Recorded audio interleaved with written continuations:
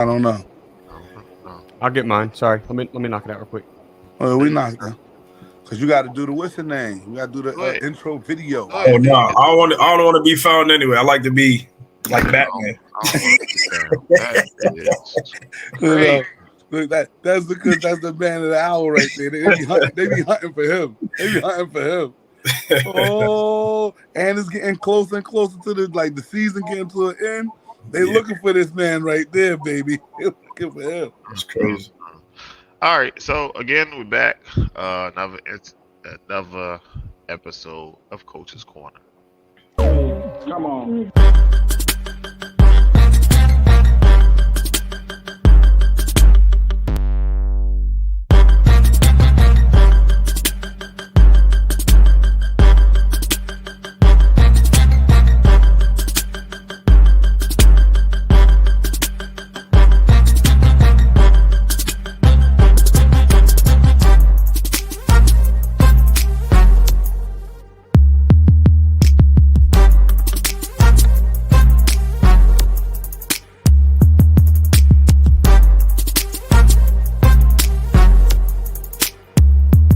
Bit on how important do you think 7-on-7 is to you from your point of view?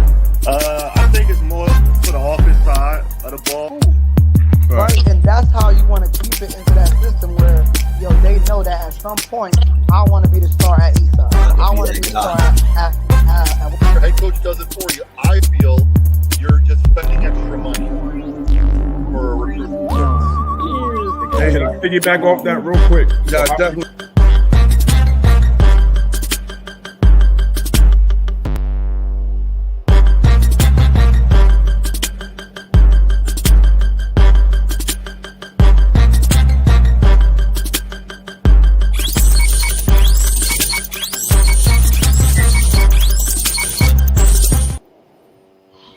What up? What up? We back, Coach's Corner.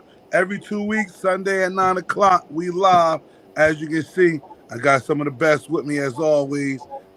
Big shout out to the engineer. You already know, Sand Sports. Yo, they making it look good, man. They taking the brand up something major. So make sure y'all tapping in, you know what I'm saying? So follow, like, subscribe, everything on his YouTube page. Same thing as mine. Can't forget the homie over there. D coordinator of the year. Look like he's trying to go back to back out this piece. You know what I'm saying? My boy, Coach Sheed in the house. You already know. Doing what he do. And of course, who else would I not want to have on the show with me other than my man, big man Dan? You feel me? Getting it done out here. Hey, listen, man, y'all know I'm like Don King. I'm the best at promoting fights, man. I get y'all out there. And so when y'all want to try to get somebody to introduce y'all call me. All right, I got y'all covered. Get you on speed dial, Coach. You already know. So what's up, fellas, man? How's it been hanging? Football season ramping up. We in week 6 or 7, I think, up here in Jersey. My team is okay, mediocre. Okay, I can't speak. Hey, Dan, I can't speak for other teams that wear Spartans on the hat. Those guys are really good. They're like number 2 in the state. They're really, really good. We all right. We got a lot of work to do. We all right. No doubt. So B, what we got going on? What's on the segment for the night? I think I'm talking about a bunch of good stuff too. Yeah. So I hope everybody following, man, and tuning in. A lot of topics. Not a lot of topics. You got quality topics that's going to take a lot of time. That's cool. That's what we got. That's cool. First, you want to, as Daniel say, pay the bills. Hey, Yeah. pay the bills, baby. Yeah. Listen, it ain't gonna cost you a little. It ain't gonna cost you a lot. It's gonna cost you something, man. Just put a little something in the collection plate. I'm doing some big things. Like I said, we're trying to get not only my brand, but anybody else's brand on and out there, man. Support. So if anybody is interested, like you see all of the information's right there on being a guest. If you want to kind of sponsor a show, I would appreciate it. The coaches around me appreciate it. Families and everything appreciate it. I tell everybody that any money that's donated or anything that you buy out of the DM, it goes back to the brand and to the kids. So make sure you hit me up on my IG DMFootball258. You can hit me up on my email account, which is DMFootball258@gmail. And that's it, man. But let's go. All right. I think we get into this freshman and varsity, man. There's a lot of people was talking about this freshman and varsity. I put this up on my IG, and a lot of people do a lot of things to make sure that their kid is playing and is ready for the freshman and the varsity level. But it's many different situations. But I'm gonna read the question out. How do you feel, fellas, about ninth graders coming in and going straight to varsity? Anybody can jump on it. I'll jump on it last. You already know. Man, I think it depends on what size level, school you're at. I've been at places where half our team was starting as freshmen because you've got 22 kids on the team. Like, you can't not play them, Right. I got to experience Owasso last year, which is a wonderful school, and they had freshman team. As a matter of fact, I think we had 2 of them.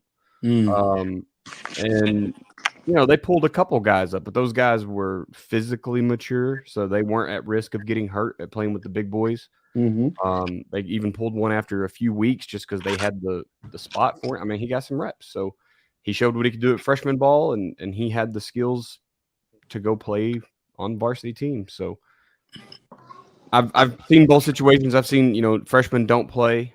I don't play freshmen on varsity, and I've seen where I've had to have them, and now kind of watching in between. So.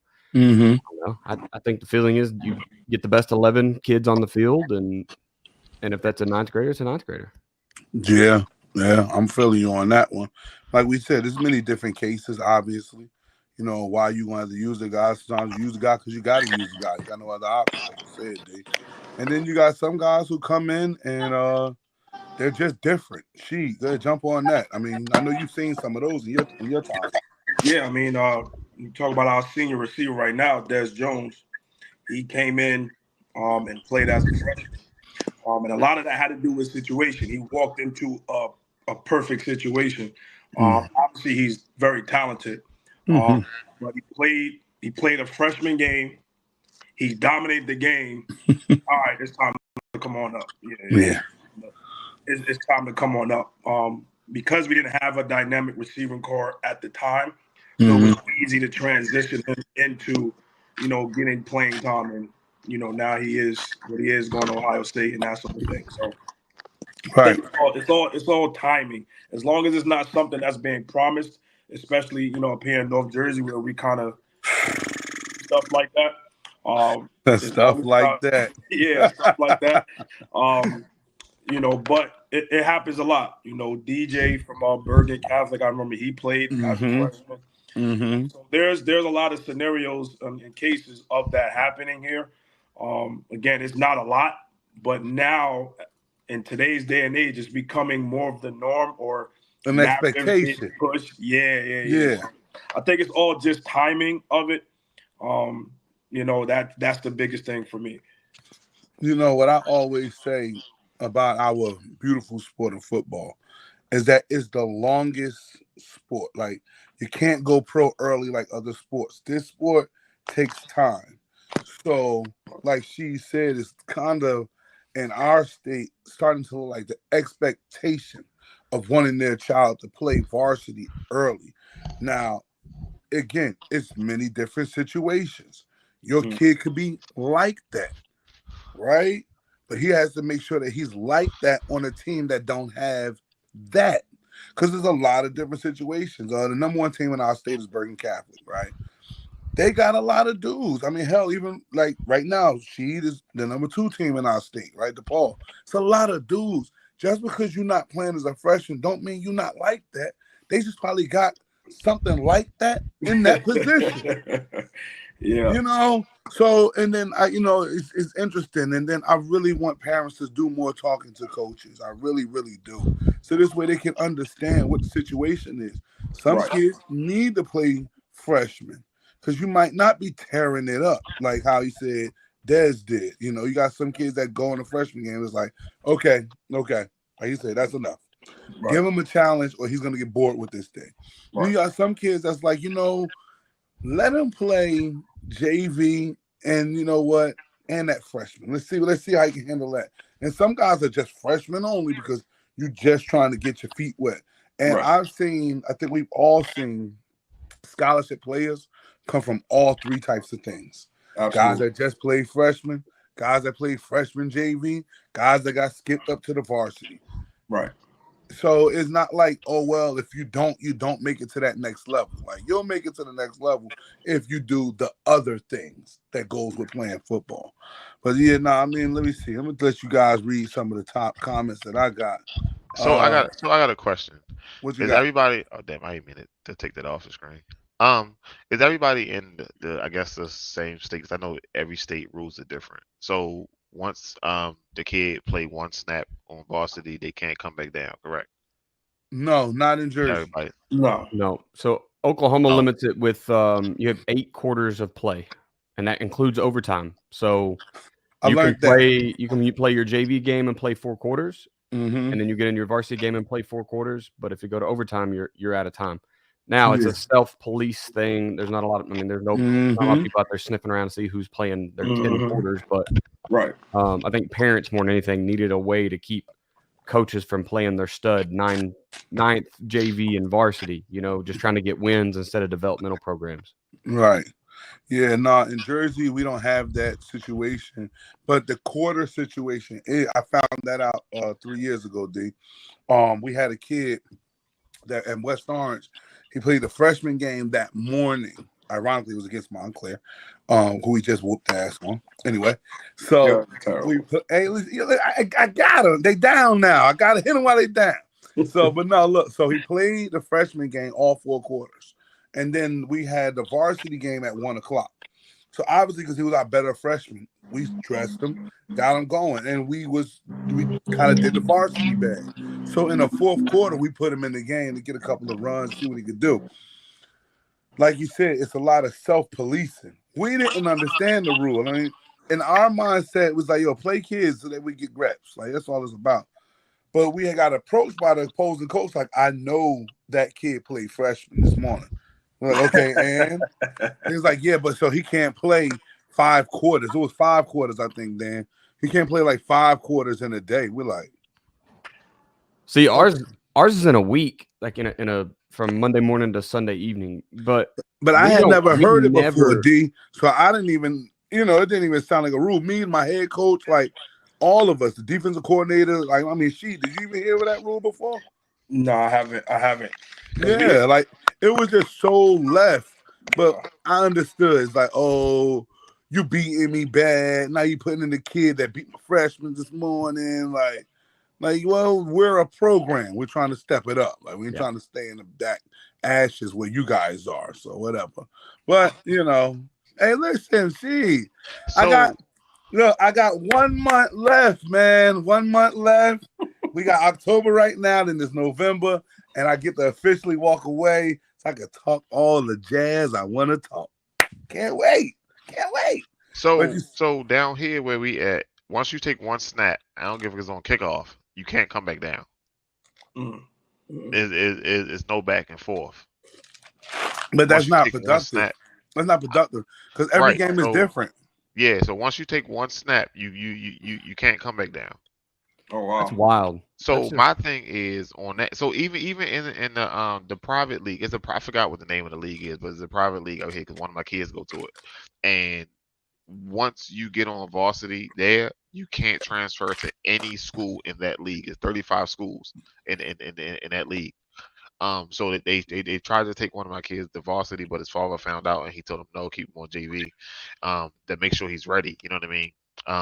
But everybody don't learn everything in youth football. You learn whatever they want you to learn. So everybody techniques is different. What they teach them is different. So yeah, you got the scrimmage games and the jamboree and things like that. So that takes time. You know what I mean? Yeah. But that's like what a week before the season starts. Yeah. When you're finding out what is going on. But once you once you take that one snap, if you go kick off and you stand there and you don't get in the game again, you ride that bench the whole rest of the year. Yeah, that's something that parents hope. We got LT in the house. That's something that parents gotta like really get involved on. You know what I mean? Like, I'm not trying to have my son just sitting just because of that rule.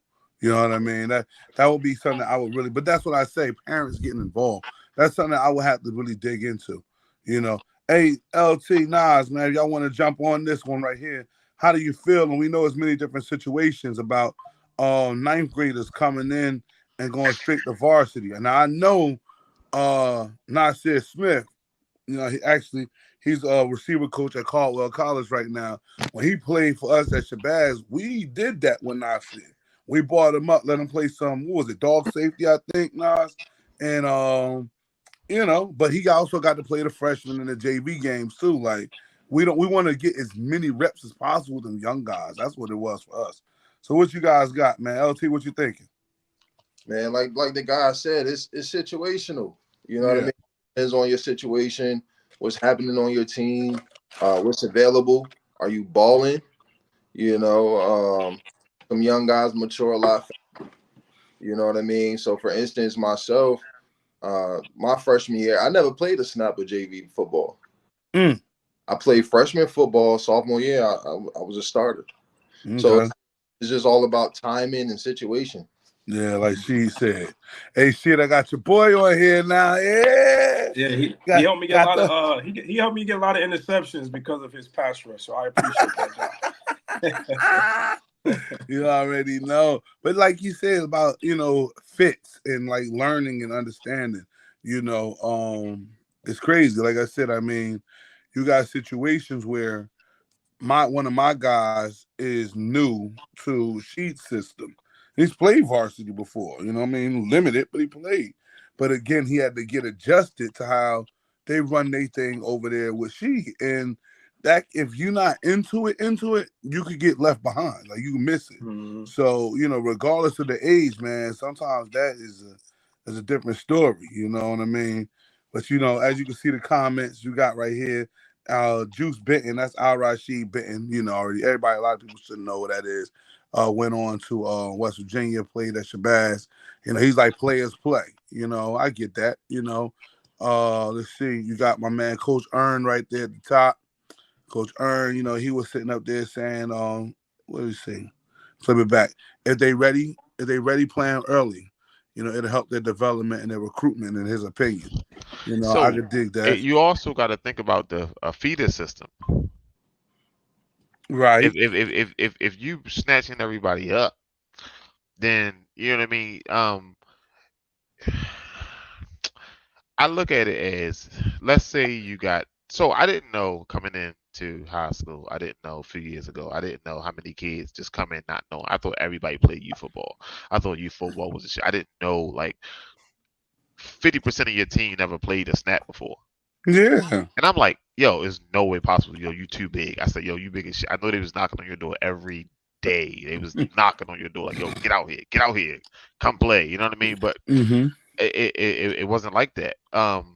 So you have that. But if you have a team of 50% rookies, you need 6 or 7 people you can plug around them that's going to help them. You can't pit 22 rookies on the field. You need some pieces. If it's a middle linebacker, it depends on where you are, though. Like let me. And Nasir, tell me about when you was at Eastside. I'm quite sure you had to play some young guys early. What was that like? Yeah, no, we definitely had to play some young guys early. It was definitely tough. Because that dynamic down there at North Eastside was it's like a predominantly like soccer school, so you're not getting those athletes that you would normally get at a West Orange or Malcolm X Shabazz that have been playing football since they were in Pop Warner and things of that sort. We were getting kids that just started playing football because we told them to come out to try out. So it's definitely tough when you're playing young guys. I think the main thing is though, right? If you can coach up those young guys, right? It's a testament to your coaching ability and the guys that, and if they want to do something like try something different. Like a lot of guys just come out to the football field and not knowing what they're capable of. So if you could bring that out of them, then I think that's good. Yeah, that time is key. You know, you got a young guy, you got to spend some time with him. You can't just treat it like regular.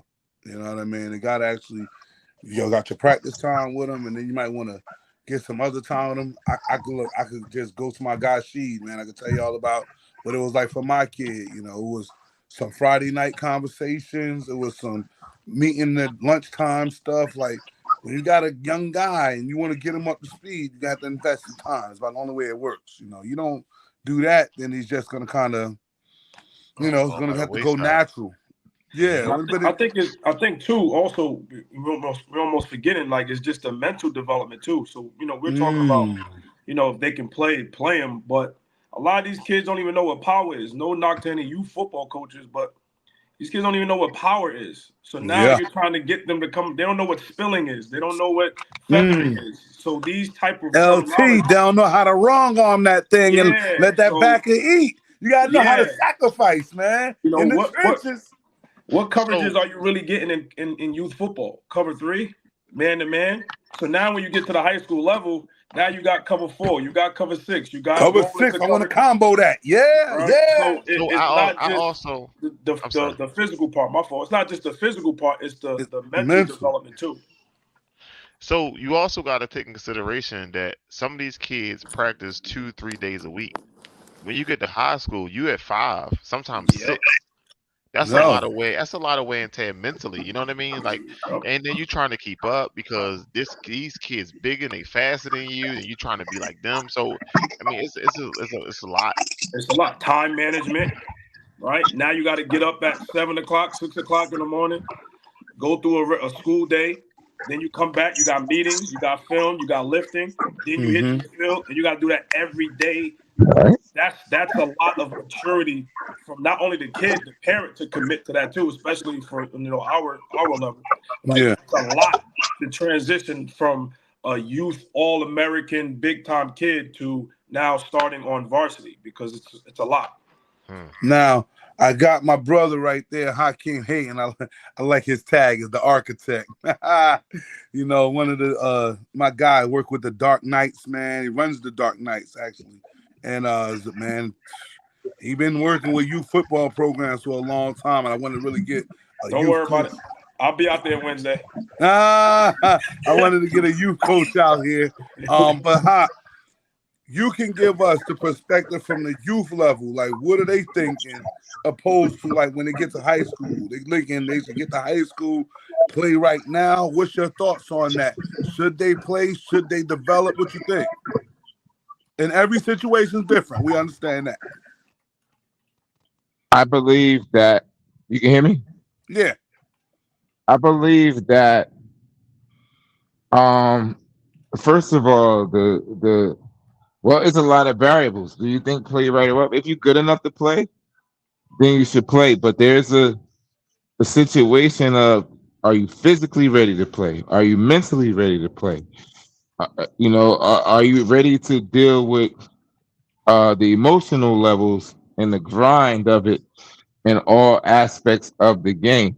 Do I think that kids coming in from youth football are ready right away to play? No. That anyone is able to play is an adjustment for everyone. Even if you're transferring from one school to another, it's still a transition that has to be made from a mental standpoint to have you ready for that new team and that new level. We have kids all the time. Like we have kids that's from all over. They play all over, different skill sets and things like that. I don't think that there are kids that are able. Now, here's the thing. Are they able to play? Yes. Are they able to be a major contributor? Probably not. It's a difference. Can they play? Any kid that comes, especially that comes from my program, you're able to play in high school. Okay. I like that. I like that one. You like hey, you heard that plug? Heard that plug out of this program. They're ready. Okay. Go ahead, Hot. Are they Talk your ready? talk. Are they ready? Yes. But to be a major contributor, if you're relying on a 14-year-old to be a major contributor in your scheme in high school, you might.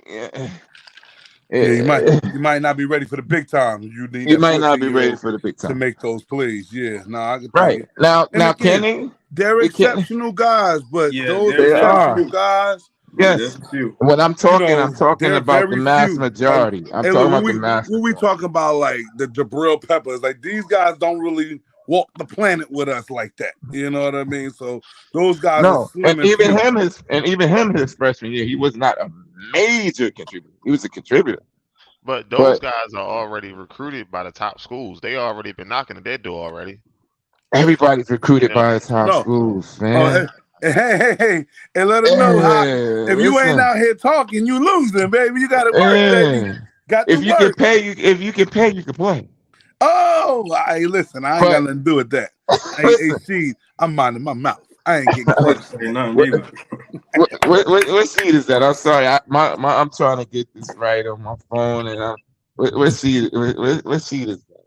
Oh, Sheed at the Paul, baby. Oh, that's Sheed at the Paul. Oh, good, man. Don't Yeah, worry, you know. you'll see me on Wednesday. Don't worry about it. I already talked to Bobby. We good. There it is. Look, there it is. See? I was looking for you on Sunday. I saw Roger. Yeah. Roger's there. Yeah, that's all good, man. See, No. Hey, tell you got to reschedule Wednesday. We'll talk about that offline, but you got to reschedule Wednesday. Hey, hard body. See how they play?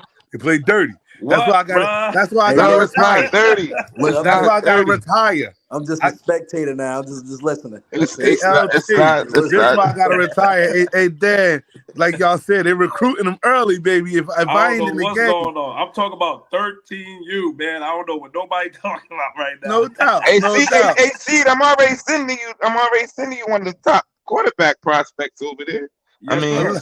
Look, allegedly, allegedly. I don't know any of this. We don't know any of this. We're live on the Coach's Corner. We're gonna get to the next. We're gonna get to the next topic. We'll get to our next topic, boys. I can tell you a fact, Seed. Don't believe he ain't from Bergen. He's from me. Oh my God, what is going on? He's from me. Cut his mic off. Hey Brandon. But anyway, let's talk about Kyle Monangai. Let's talk about Kyle Monangai. Hey, Don, I'm on no NJSIA paperwork, so I can talk. You can't. All right, y'all can't. So then watch your mouth, because we all on the show. But check it out. I got this post right here from Kyle Monangai, and Kyle Monangai's story is amazing to me, man. He's one of the top backs in the Big Ten everybody's seeing right now. But if you was around to see them, I know she's seen him, and I've seen him up close and personal. I'm talking about in high school. Yeah. Kyle Monangai been Kyle Monangai. If you understand, like, I guess skill. If you have an eye for skill, he's been that guy. Also, he's not the only Monangai to have played running back and been successful at it. I believe the uncle or the brother or whatever it is that was at Seton Hall Prep before. So I got a really good history in understanding who Kyle Monangai is. The interesting thing is about this, what he said, right? I'm gonna read it out. There was no lack of coaches coming through Don Bosco. So they all saw me, but nobody took a chance on me. Coach Yano gave me the opportunity to play big-time college football. Here is my home. I love playing in New Jersey. I love playing for our fans and our teammates. Right? Now, let me tell y'all something. In all of the schools, because I don't want Don Bosco to get the hit on this. Because I'm not here to talk about Don Bosco. In all schools, there are college coaches that come through. Okay? I coach at West Orange. It's schools that come through. She coaches at DePaul. It's guys that come through. Nasir, when you was at Eastside, I know you had guys that came through before you went up to Caldwell. LT, I don't know what it's looking like in Columbia, but I know these guys, they visit. You know, Dan, you could tell me where you at. You know, colleges come through. right? And so I understand that. But the one thing that, he's saying about, nobody took a chance on him, a lot of that comes from who's speaking for you. And you gotta have people that can speak for you. That's the one. The second thing is what I've always suggested to parents is you have to get involved. I don't know Kyle's situation as far as what camps and everything that he went to and who spoke to who, but reaching out and going to college camps, those are ways how you could what they call plant seeds. So when you start to hit it out the park, when you start to become the guy who this guy transformed into being, schools ain't just going to your high school saying, "Oh, who is that?" They're like, "Hey, that's the kid that I said in my camp. He was at the camp 3 years ago. Man, he's growing really good." So, and the parents were like, "Hey, I heard you was at the school. Did you get the chance to see my kid? Whatever." It's very transitional. But again, that's just my thoughts. I've heard of situations of high school coaches not speaking for kids. Hey, I can't tell anybody about how that works because nobody will know how that's done. It happened, and if you're not in the loop, you won't know. All I can say is, parents, make sure you do your due diligence. I know some of my parents, to tell you, when the colleges came by, they were at the practice in the morning with the colleges. It's called sacrifices, So introducing yourself, talking for your kid, talking to the coaches and being honest about, hey, what's going on with this recruiting? These things are key. I think that's how you don't get missed out, overlooked, if that's a phrase they want to use, or not getting a chance taken on you. Anybody want to jump on this topic? What y'all think about it? Yeah, I guess I'll go. This goes to show that coaches can't make schools offer you, because Monangai was really like that. Yes. He was the best back on that team. I'll tell Don that when he was playing. He was the best running back on that team. I played against him 4 years. He was like that. And he's at one of the prominent schools in the nation as far as name. Yes. So for him to go through that situation just goes to show you that coaches can't make schools offer you. They can't. They can't. Because he had everything. He had the stats. He had the film. He's at the prestigious high school. And, his situation ended up how it was supposed to. But he didn't get all of the offers. And he was with another running back that got a lot of attention. Yeah. So that, it's like we always say, every situation is different. But that just goes to show that, yes, we can put you in the opportunity to be in front of the college coaches. But we can't make them offer you. You can't. And when it comes to colleges offering, as a timing thing, I think we spoke about timing with freshmen last year. It's a timing thing. Absolutely. Maybe what we're looking for isn't what you are. Maybe what we're looking for is something similar to what you might think. You know what? I'm not going to jump on it. Nasir, with your first year at Caldwell College, okay, we got a college coach on. When it comes to the recruiting, it's a lot of different factors that comes into you checking the kid out, right? Aesthetics, number one. Definitely. Obviously it's my first year, so I'm like new to what you actually want to look for in a prospect. But just the difference, like you're looking for what separates them from others. You get what I'm saying? Like obviously you look for, is the person a good person, character, grades and things of that sort.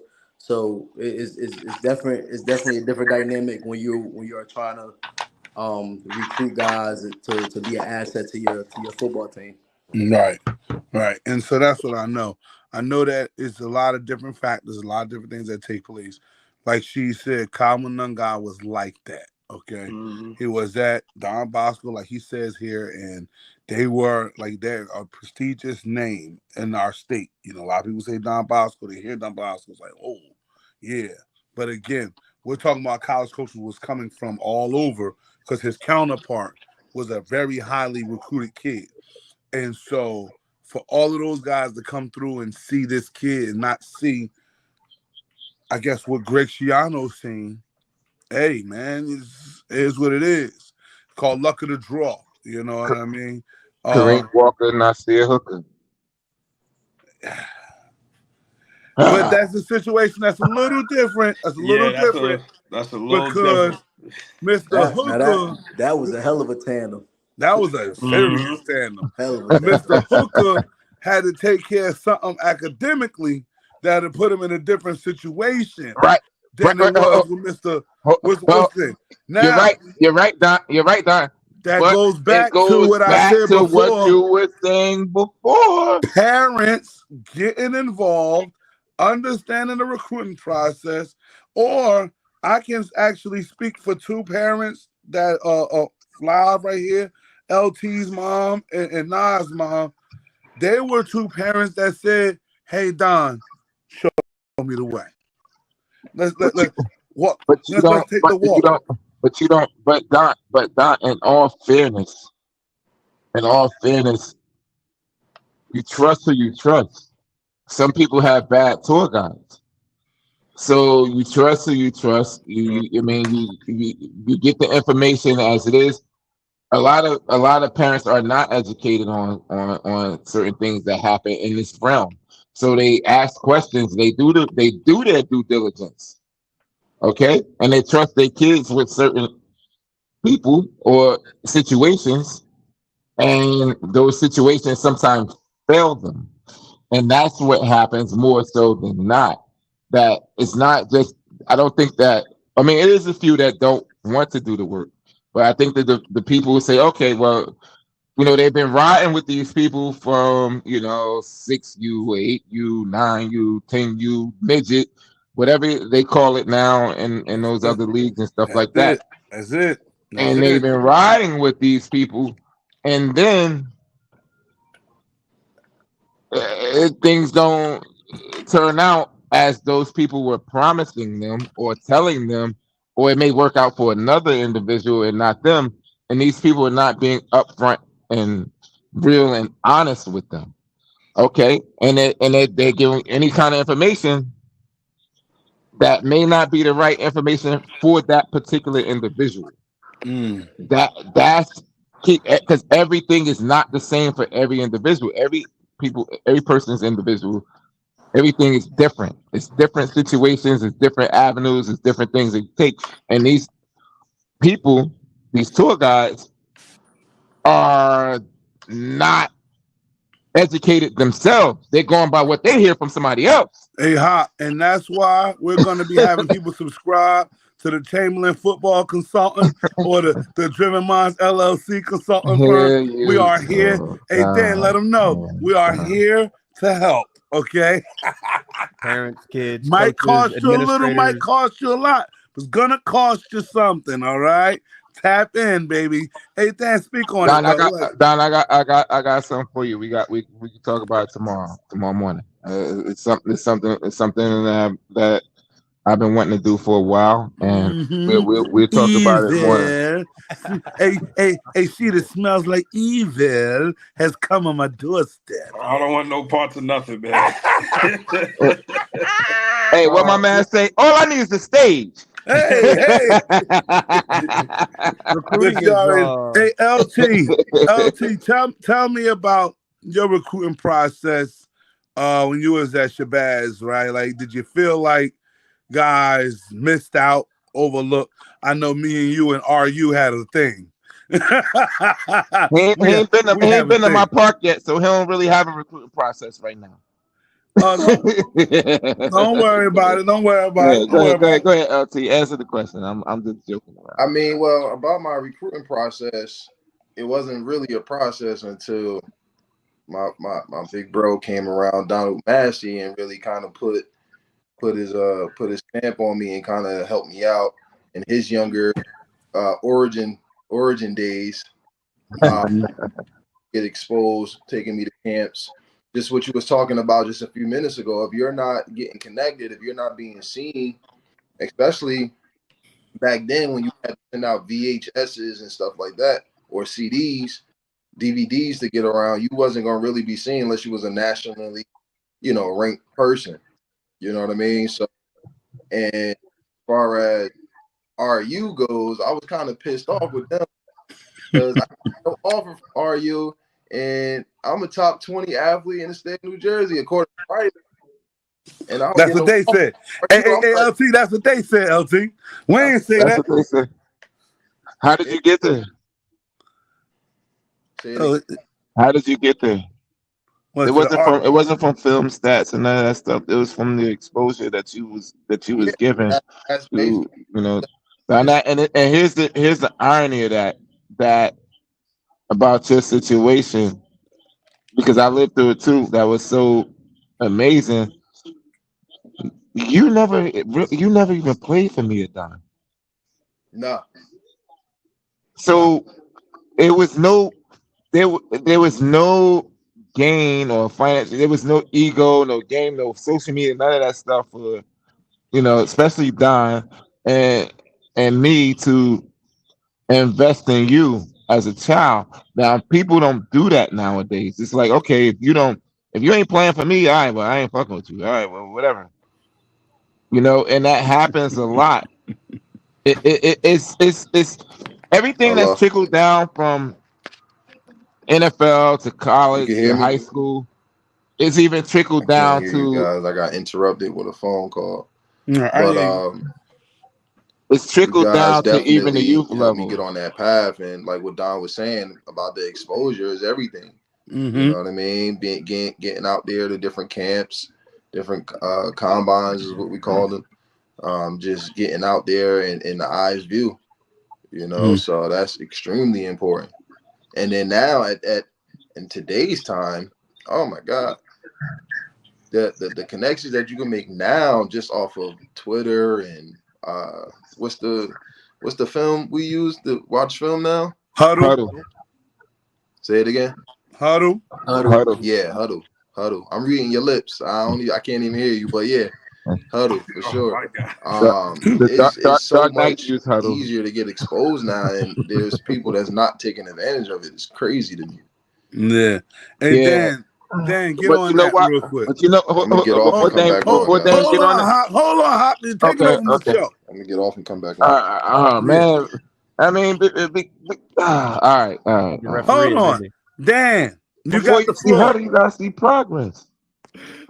You gotta see that thing that say progress report. Fuck I gotta look at what I gotta look at your Huddle for if your age is higher than your GPA. Here you go. Show me that. Here you go. Welcome, ladies and gentlemen, to the Architect. Welcome, y'all, to the Architect. Live. I'm quiet. Go ahead, Dame. Dame is on that. You know, recruiting for us is way different down here. So we're talking about one kid that was at a school with another kid getting eyes. That I don't even know what that's like, honestly. I was looking up population density for our two states. You're in Jersey. You're at 1,263 people per square mile. I'm at 54 people per square mile. Wow. You know, I mean, it's for a recruiter to come see all of our schools and get any idea of what those players look like to watch practice. He can't make 3 practices a day. Like, it would be insane. Right. Making game nights. University of Oklahoma's defensive end coach came to one of our games the other night to watch an opponent. Got to meet him and shake his hand. Super nice guy. But he had to go get in an airplane and fly across the state to go see another recruit and hope to God he made it through halftime. You know, so it's a little harder. And so if you're not a school that's had a lot of recruits in the past, you're probably not going to have any right now either. You would just have to have a kid that's showing up. It is a lot easier, I think, with social media. You know, LT was talking about that. But there's also a lot more stuff to wade through now, right? Coach has only got so much time, and now he has unlimited film to watch, where he used to have only the key players film, and everybody was vying for the same people. Now it's a weird world. I know as my first year in coaching, we had some kids that probably didn't really need to go to college to play ball, but they were interested. And I got shut down pretty quick on just trying to talk to JUCOs and the local area D2, D3 schools. Coach was like, well, we're not going to put our name on it. I don't want to sour my name on that kid. I'm like, well. And it really kind of, I was confused and I didn't like it. It's like something I probably won't carry forward my coaching career, but look, I'll be honest with Coach. I'm gonna put my name on him because he's played for me for 4 years, right? I watch what he can do Right. skills wise. Here's what he's doing in the classroom. We talk about all the pieces. You got to have socially, academically. You got to be able to have the physical traits, the character. Mhm.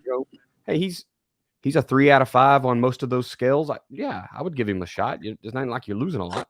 Right. So I was very surprised when my first head coach told me, "Oh no, we're not gonna put our name on him because what if he doesn't work out? What if he quits after a year? What if?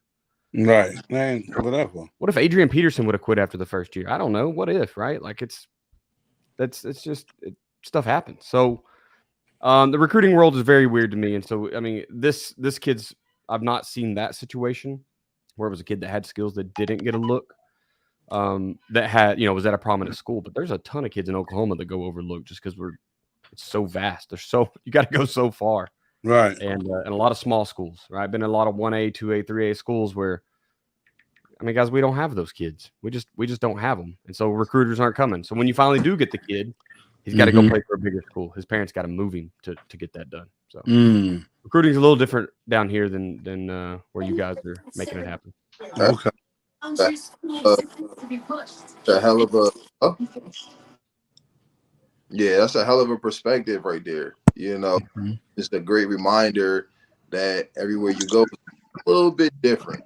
And when we're talking about masses, put things in general sense, you really can't put things in a general sense right now because everywhere is different, right? Like. Coach was saying, like in Oklahoma, he's trying to make 2 games and he has to fly to the other game. Yeah. You know what I mean? Where versus here in Jersey, we could get on the turnpike real quick. You can make it to the next town or city with the next 20, 30 minutes of driving. Depending on who playing on what night. Like we played PCTI and PCTI. I think y'all had a game at home that same night. So if you wanted to see Terrell Wilfong for a half, and then went and seen Dez for half, you can do that in Jersey. It was stuff like that is capable. You know what I mean? Yeah. But to fly around, but then again, she'd also got James Franklin coming through in the chopper. So you know how that kind of works over there with them guys. So it's one of them things. See, I'm going to do it. I'm going to do it, baby. Man. You mentioned earlier about coaches not having, not talking enough for those kids enough and stuff, and their parents getting involved. That's a lacking skill in my area of the United States is coaches don't know how recruiting works. Jersey too. I honestly don't. Luckily, J.R. Sandlin was the I don't remember, but he was at OU for a couple of years, and he posted a big social media thing about like, here's the order to put your clips in, right? That was more help to me than any coach has ever been, because then I at least can show kids like, here's this very objective thing to do. Make film, cut up, put it in this order. This is what coaches are looking for. I think he's on as like the general manager or something at SMU now, J.R. Sandlin is, but just little stuff like that. We just don't know, man. A kid comes gives a lot of how do I tips rate? I don't know. Look, are you 6'3"? No, then you're not going D1. That's all I know. And then everything else. And look, but that's the part, and I want to jump into this one here: character over stats, because that's kind of what it is. I had a young man that was a little disgruntled, right, at a game because he said he didn't get his stats, and this is a stat game. And I had to let the young man understand that at the end of the day, stats aren't going to get you recruited. Character, like you said, size. It's many other things, especially nowadays. From when I first started this thing with LT and taking LT around to different camps and stuff to where we are now, like the potential is everything. Like you said, D, he's 6'3". Okay, let's go. Give me the film. Let's talk right now. I want to hear everything about him. He 5'9". Well, coach, I mean, he better be fast, right? He's a 4'3" guy, right? Coach is like, oh man, I was going to talk about crazy. Hey, I want to shout out one of our athletes real quick. We got a running back on our team he has no offers right now. He's a senior. He's got like 17, 18 touchdowns in 6 games right now. He's putting it up. He got 7 last week, so it's pretty good. 7 in a game? 7 in a game, yes, sir. 5 rushing and 2 receiving. This week we had kind of, we had an easier team, a team that you called it a stat team. He was just ready for everybody else to get the ball. In fact, our offensive tackle got a rushing touchdown because he took his place in our heavy package, right? Like, that's the kid. Right. That's that character of the Wow. stat. He could have had 500 yards rushing this week. He ended up with $150 and two touchdowns, and he threw one even to our fullback. So, Give me some names. You never know who's listening. hey, Give me a name. Darian Dansby at Bristow High School. Is, Okay. Connecticut. He is an absolute dude. Yeah. That's CT. He is a power back if I've ever seen one. It's stud. Okay. Coaches, y'all are looking for a running back. He is unoffered and wants to go. And we got a few other kids around there too. That lineman that got the touchdown. He can. We got a few guys. Come to Bristol, America. How big is he? Yeah. I don't think we have anybody 6'5". So I had to go look at his height and weight. I'm sorry. I don't know off the top of my head. But yeah, definitely get his huddle. Yeah. Let us know. Hey, listen. That's what we all here for. Help each other, man. Hey, put it out there. You never know who's listening. That's the thing about recruiting and networking and stuff like that. You never know who's listening. You never know who's watching. You never know who's looking for what. So just a simple thing. It might, the little stat line and things that you just put out there may inspire somebody to say, "Oh, let me take a look at that." Yeah, he's 5'11", 190 is what Darian is right now. Okay. Stacked. So I got a question because I don't think we can all. So what division are y'all in? I'm a 3A, and that's a little bit different than every other school because we have a Class B, and then we've split some stuff. So, I think we're equivalent to everyone else's 4A because we have a Class B 8-man, if I'm not mistaken. I think we're equivalent to everyone else's 4A. Okay. But mid-size. So B, in Jersey, we got 2 non-public groups, and we got 5 groups according to size, right? And everything is according to size of enrollment of kids. Group 1 is the smaller group. Group 5 clearly, obviously, is the bigger group. Now, I'll speak for she. She is non-public B. That's the school size, but they play non-public A, like big schools. You know what I'm saying?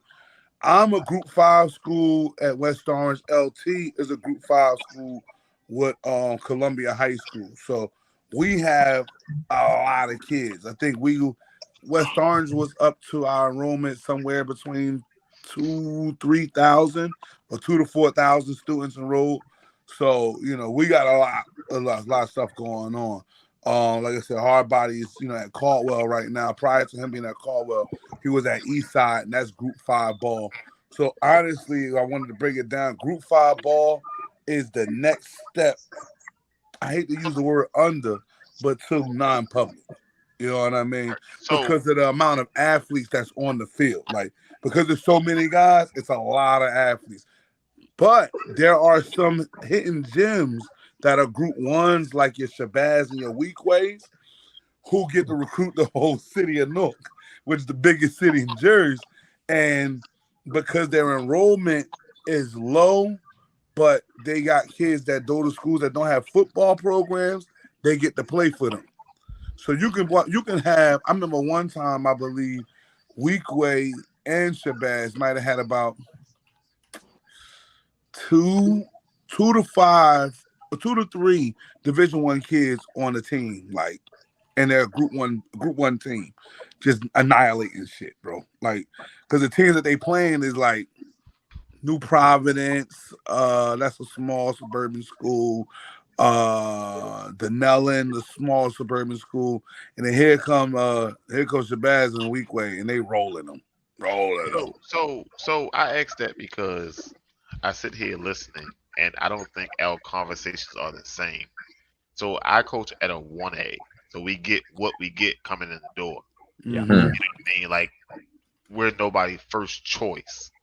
Now this year we are getting a brand new field, so all these kids in the city talking about transferring over, so it might be a little bit different. But kids lie every fucking day. But everything is different. Like LT and me, we're in the same group, but LT will probably tell you a lot of kids don't run to his school like they'll run to my school. Right. So with the freshmen playing varsity, at our school, we gonna have at least 2 or 3 every year that has to go up. Right. Now, when you ready or not, we don't fucking know. Like one kid was a mean running back, but right now he can't remember what he's supposed to be doing because it's too much. So we just got him at safety. You know what I mean? We just got him at wide receiver. You know what I mean? Right. So we got that. Even with the recruiting process, like y'all was explaining the recruiting process, Mm-hmm. we make a phone call, maybe 1 or 2 games where it has people sitting in the stands. It ain't no high name people, no nothing like that, no high schools. But we do have some people that come through once or twice a year to watch the kids and things like that. You know what I mean?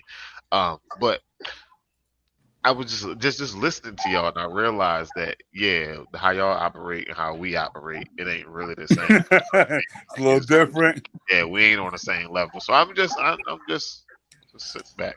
But I'm gonna tell you, B. I'm gonna tell you this, and I think Dan, I'm like knocking on your door with that consulting thing.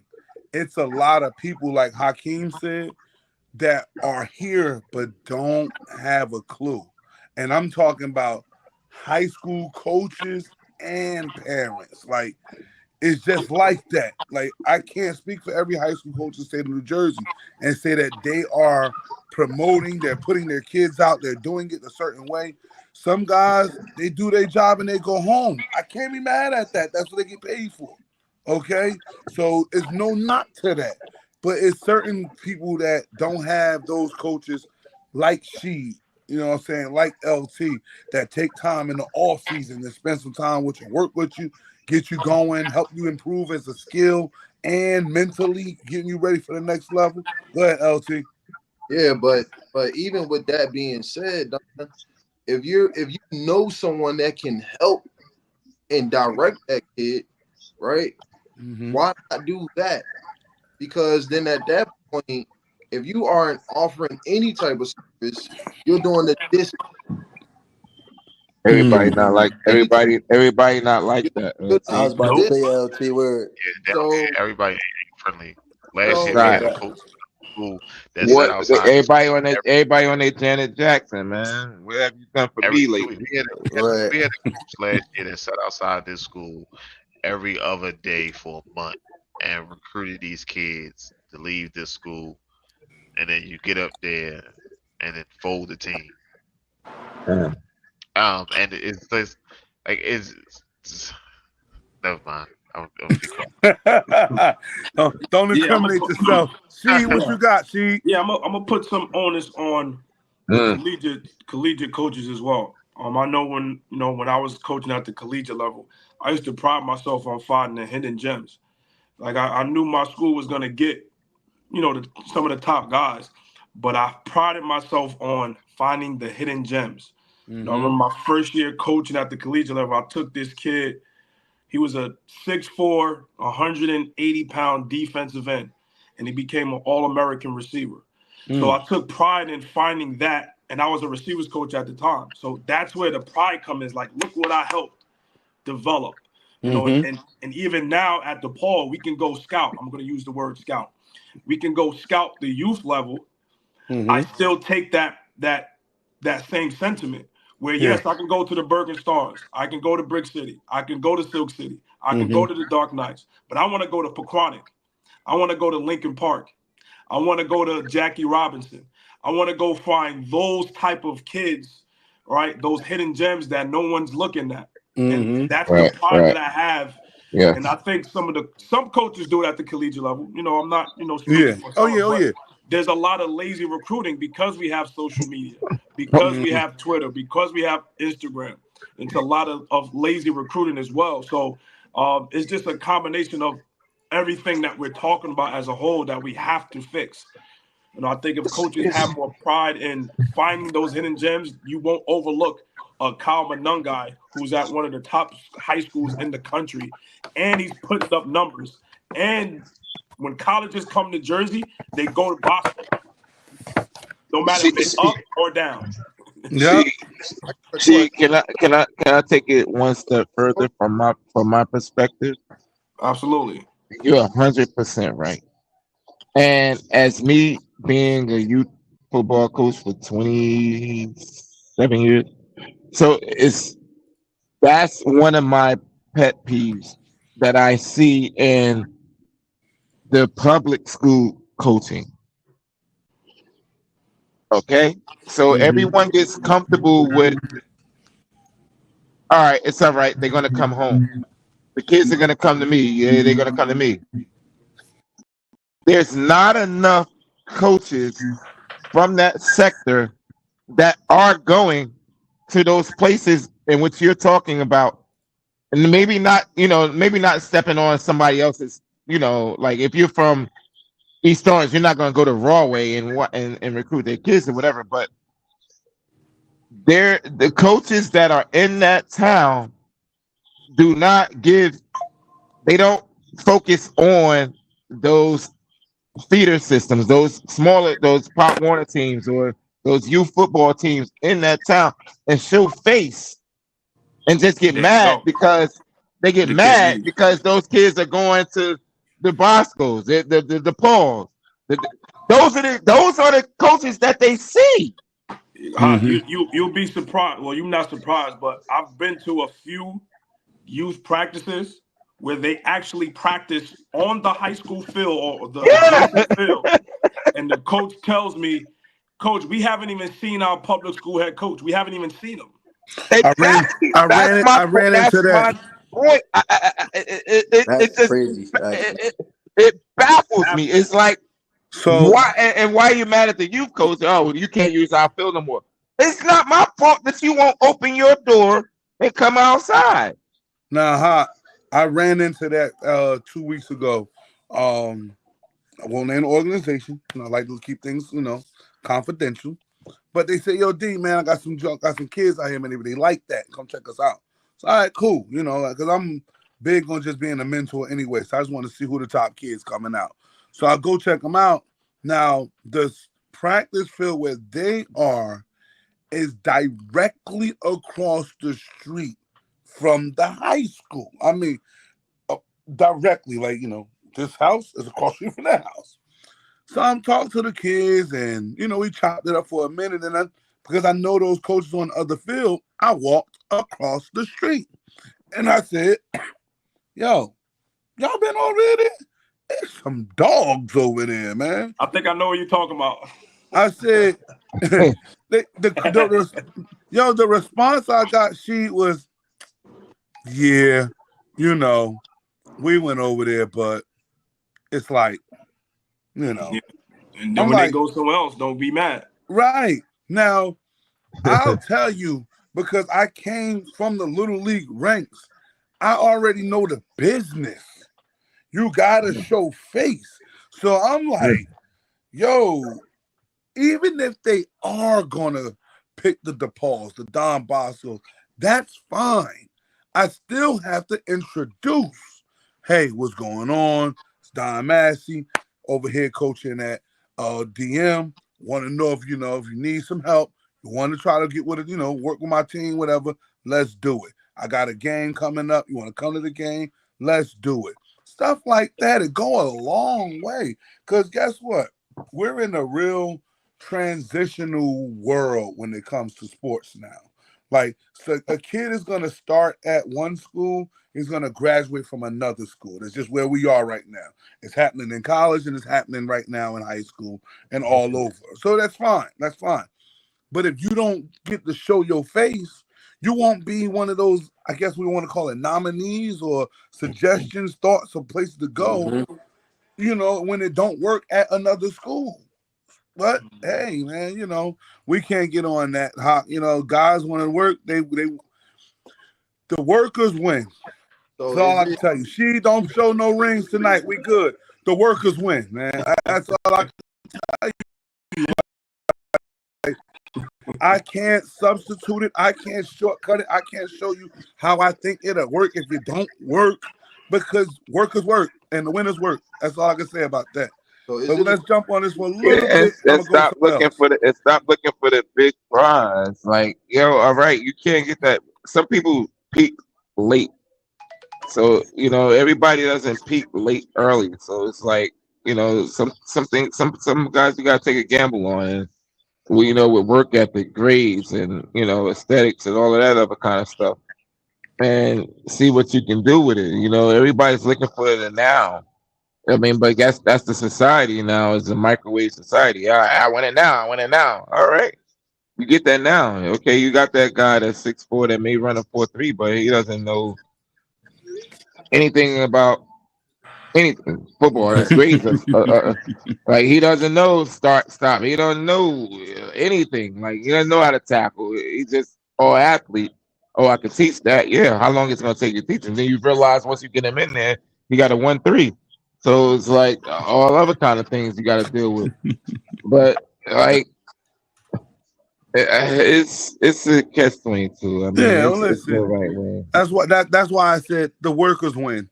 You know, there's really no other way of putting it, Hot. You know, some guys are old school, and Nas, we're gonna get into that topic that we talked about last night, and I think that's why what you're dealing with, Hot, happens. Some guys are old school and they're used to, they're gonna come play for me. Whoever's in my park in my town, they're gonna play for me. I don't have to go hunt them down, you know. But young coaches move different, right? And then, like I said, we're gonna talk about that young coaching thing. How important is it to hire young coaches? You feel me? Like that's a big thing right now. I remember when I was the young coach. Like she said, I took pride in being the young coach. Like I said, when I got to this place, Dan, I couldn't talk for like the first, I don't know, like month or two. You know, it was go get the coffee. You know what I'm saying? So, but because I wanted to prove to the guys that I was with that I do know something, I took pride in it. I went, figured some things out, learned the scheme, I don't even know if they go to Barnes & Noble anymore, but I'm in Barnes & Noble reading the books on how to defeat the spread and the wing tee and the veer. Like, I'm just all in, right? And so... Index cards. Oh, man, you already know how I handle those index cards, man. I treat them like spades, baby. They can't nobody top me when it comes to them. But it's one of them things where I also knew that as the young coach coming in, my time was scout time. So I had the scout offense or the scout defense. So my job, and I took pride in, like I said, I wanted to make sure that the scout team was better than the varsity. So we kicking their ass. I'm coaching the scout games, scout practice like as if it's the Friday night game.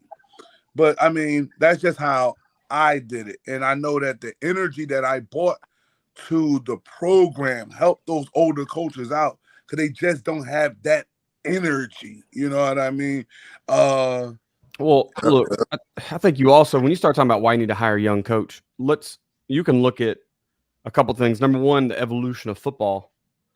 If every wing T coach just hired another wing T coach, or every wishbone coach hired another wishbone coach, or his same age group, they would just run the same shit forever. And I'm not saying it's bad. I think some offenses get antiquated. You don't see a lot of wishbone anymore, but there's new ways to do things that are confusing more people. Not so much option, but if all you ever do is just hire your age group, you're going to get an echo chamber very, very quickly, right? Mm-hmm. So you need these younger guys because they're going to be interested in more stuff.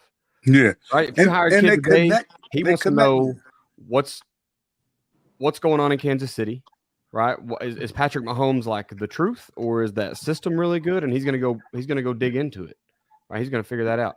Mm-hmm. He's going to, look at some of these prominent high schools y'all have even talked about tonight. Like, what are they doing to go win all these championships? They're going to go look at, hey, let's not act like the Flexbone's dead, right? Harding just won a national championship with it. Mm-hmm. They're averaging, 35, 45 points a game or whatever with distinct Flexbone. So they're going to go out and look at those things that maybe you aren't interested in. And I think that's one reason. I mean, just alone is just to get another voice in your locker room that's interested in something else. You look at defenses too, right? I mean, oh man, yeah. Go. How many people would still be running the 4-3 because Miami ran it back in the 90s? Everybody would still be running if we just didn't have new brains out there thinking up new stuff and bringing new talent in and getting interested. And not only that, but if you aren't online right now getting better at football, you're probably going to be stuck somewhere anyways, right? Like you've got to go out there and get better yourself. And then I think also just for fulfillment of your own self, right? You need to bring someone along. You need to take someone under your wing and teach them. That's right? the point.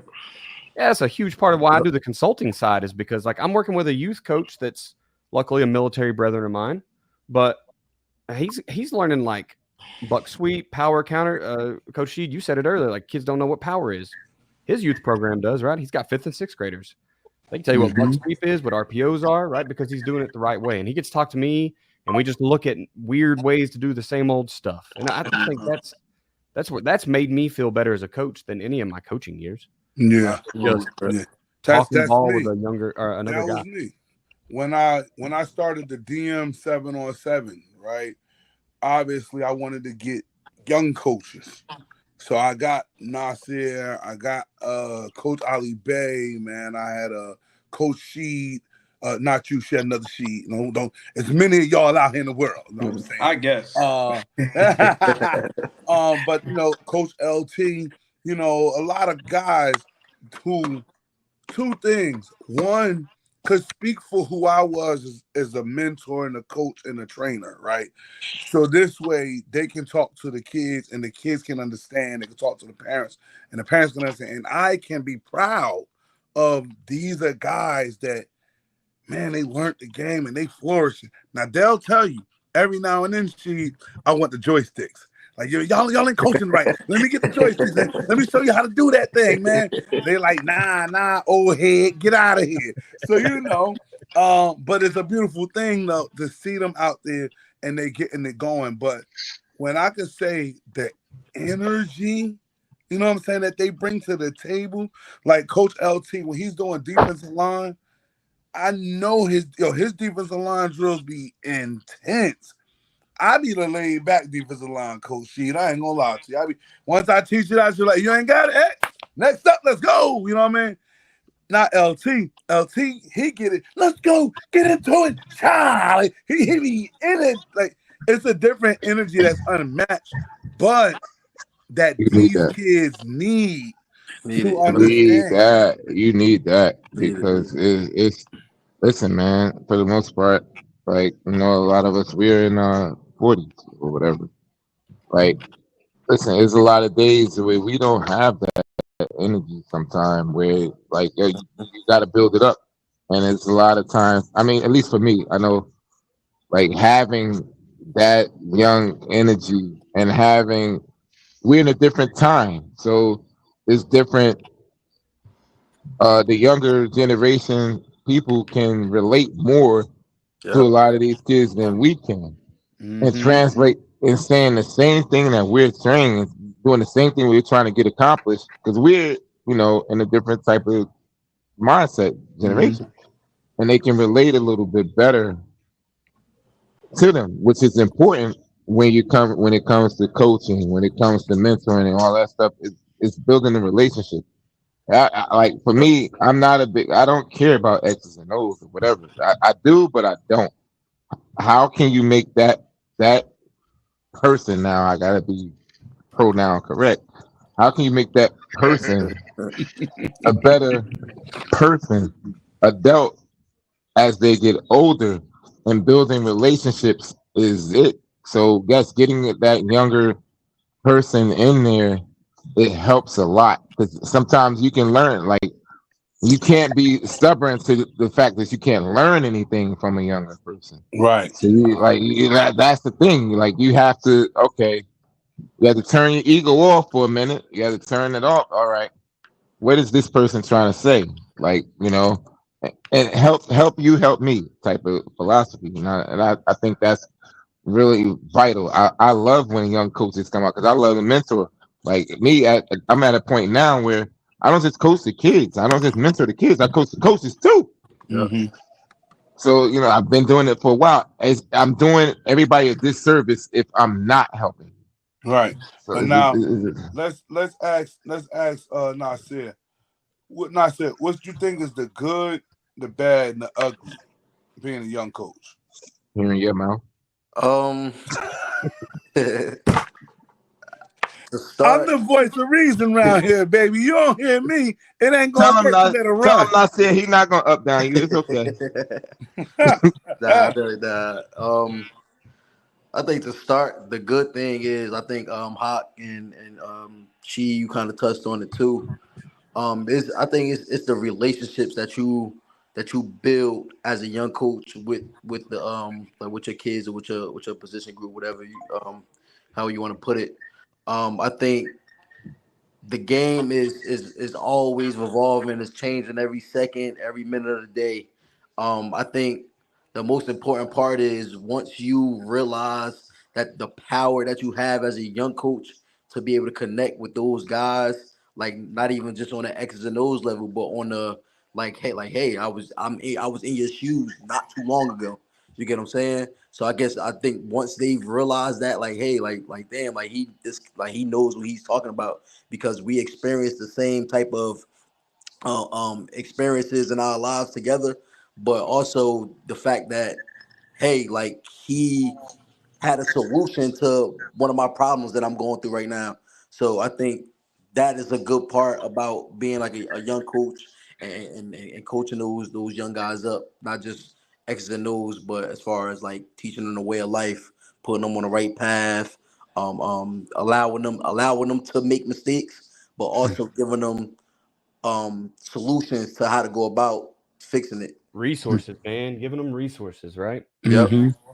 Everything in your brain, everybody can't pull that crap out. You gotta find a way. I think that's another benefit to hiring young guys is you have to put what you know on paper.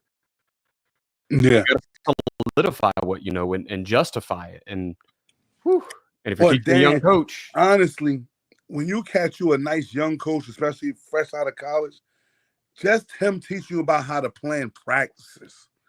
You know, some guys want to practice 4-5 hours and stuff. Like young coach and Sheed, I think you on that wavelength already, right? Like, yo, we're getting this thing done in 2 hours max. Okay. Hey, listen, and I didn't mean to cut you off. Go ahead. The me being now at Caldwell University first year, my head coach Louis Matsakis, he during my interview process, he made it known. He said, "Hey, I don't practice long." Mm-hmm. He said I'm big on having an efficient practice. Mm-hmm. So I kid you not, our longest practice ever is approximately an hour and 10 minutes max. Hey. Every minute of the practice time is everybody's moving, right? In and out of a drill, in and out of segments. Like everything is scripted to a T. Like, and it's a different dynamic. I want to see that, Coach Sheed. I want to see what that looks like. I'll share mine with you.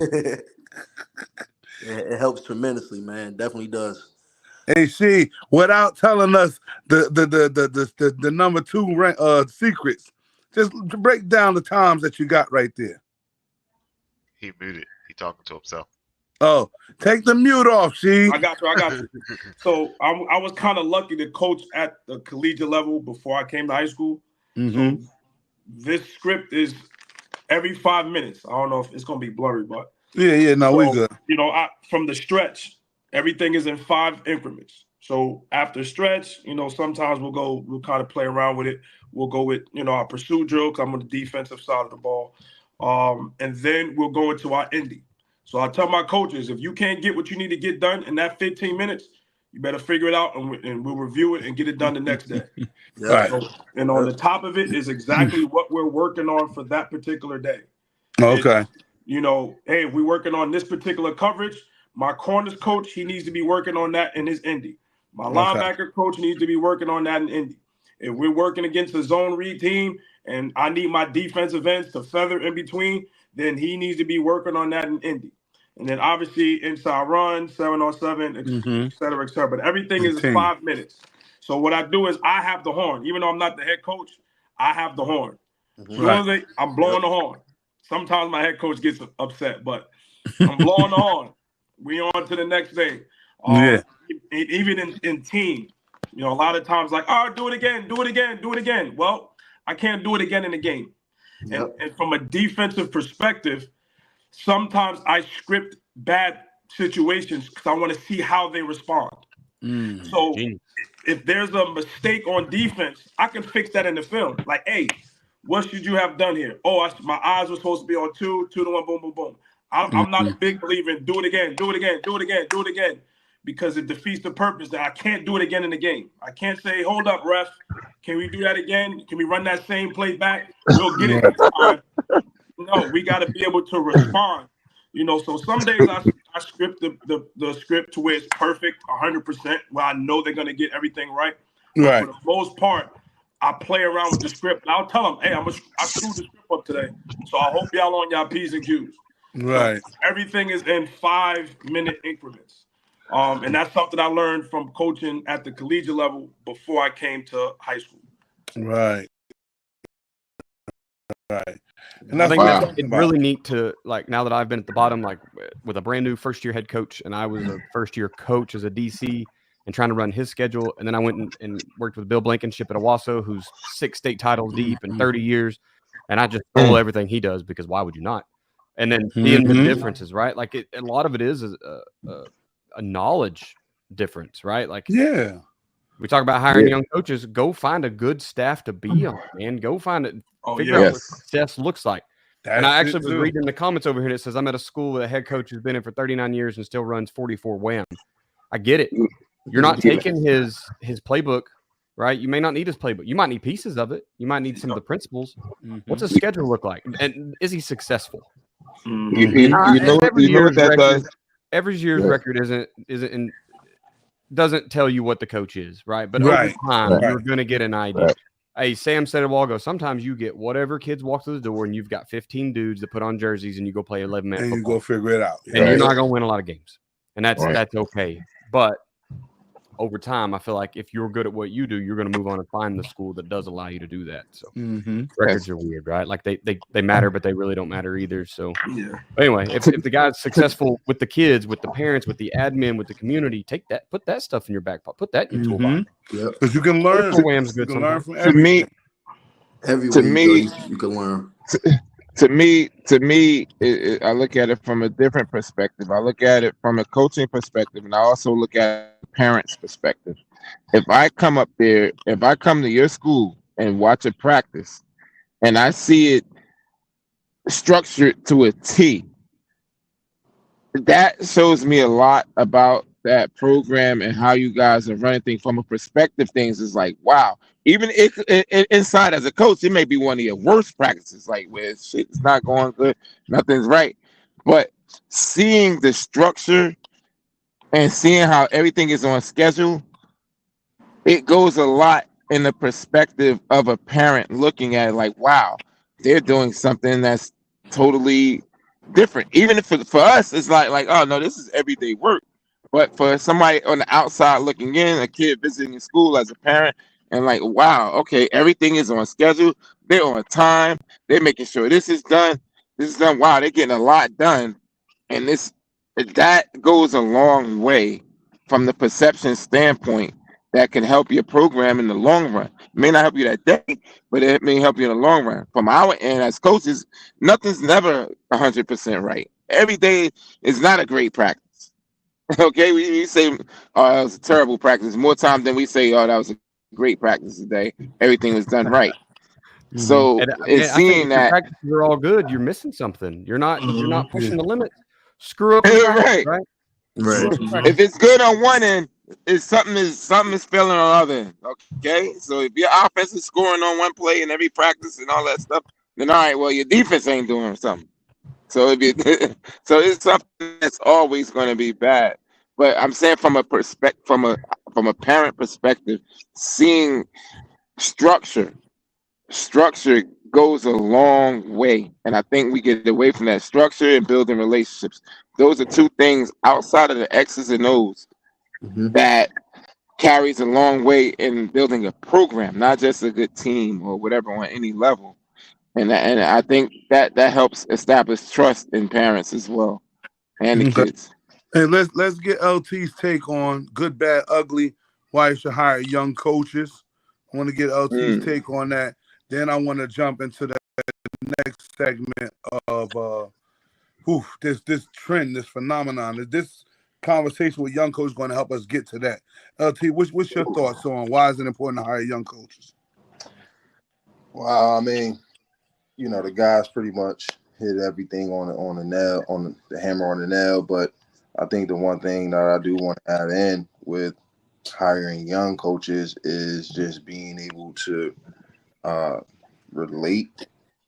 Basically, what Coach Nas was saying, that when you have those young coaches around, you're able to be relatable, and you're able to connect just a little bit differently. Just a little bit differently. And it's important. Coach was saying about, you might, I wouldn't call it friction, but a little bit of pushback and some critique, I would say, just to kind of open up the coach's eyes on how this maybe going now, maybe some new trends in football. The game's changing all the time. Absolutely. So those guys keep you on your feet. I think some of the bad about young coaches, some young coaches are immature, right? Okay. They may be buddy with a lot of the players, and so it's an age that it can feel like that. You guys are your friends, but in actuality, you're here to teach this young guy. You're here to coach him. You're here to mentor him. So a lot of young coaches can get caught up in not being the best role model at first, right? Because they're still hanging out or doing whatever they do. So showing themselves. It can be a little tricky at times. But overall, I feel like it's a good situation. Yeah, like I said, man. Like I like how you brought up relatable. That's the thing. I think when I was a young coach, I was able to relate and understand where these guys kind of, how they live in, what they're going through, what's life, how to help them understand how to handle their life and where it's at. Most young guys, our young kids feel like, their life is a grown-up life at their age of 15, 16. You got to kind of break that down. But being able to relate, and Brandon, let's get to that video. Being able to relate is this is how you get to find out stuff is trending. Like this is, Hawk, I got to touch on it. So this celebration, I like how you got question marks, B, is a dope thing. This is like what's trending on TikTok, and there it is, TikTok. When they shake hands, and because you beat the team, and now you got to watch it. Kids will use either the belt. There's somebody will have a belt. Don't ask me where they find the belts from, but I'm hoping that nobody's sagging anymore. Or they're using, that's what happened. Mess around with the right one.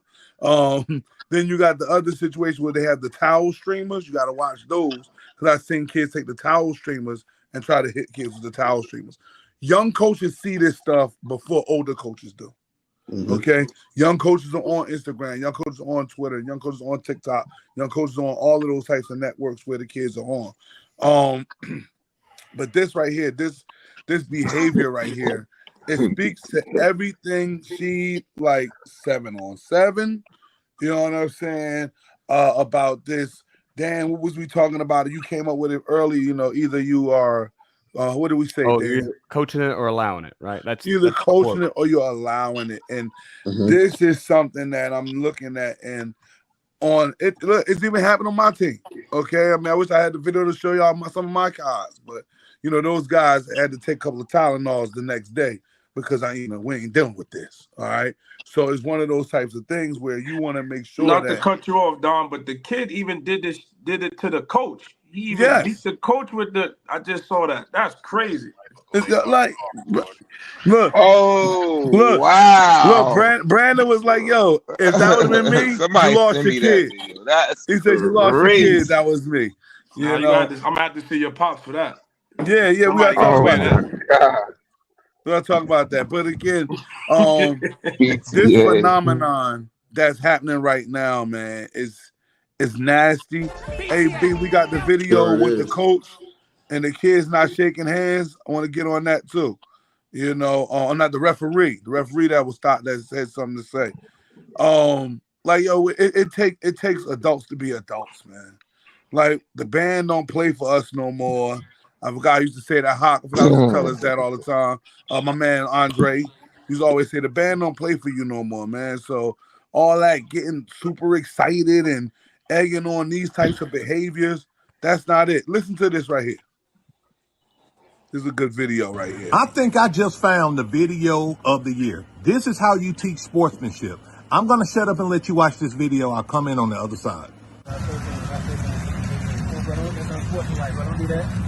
Bro, that's unsportsmanlike. No, hell no. Shake hands, big man, 4-1. Stick your hand out, man, and shake hands. That's going to be your first unsportsmanlike, all right? I give you the second one, you're going to be ejected from the game. I'm letting you know right now. Take your hand out and shake these men's hands, man. Let's play football, bro. We ain't coming for that, bro. You going to play You this know game. what? Bravo to this referee for putting these kids in check, because somebody got to teach these kids right from wrong as it relates to football. You know, there is an etiquette in football called sportsmanship. Right. Shake the man's hand before the game. Shake the man's hand once the game is over. Like, that's the standard. The standard is the standard. Once you let the standard go awry, all kind of chaos happen. Big shout out to this ref, man. Right. You know, so we got to teach these kids sportsmanship. This not East Coast versus West Coast. This football. I like that. If you're old enough, you know what he meant. He ain't Joe Hines. The referee Joe Hines to say, okay, well, coach, who's your assistant coach? Well, I'm asking for assistant coach. He's like, yeah, because when you get these two unsportsmanlike and I throw your ass out, I want to know who's going to be the head coach. Who's going next?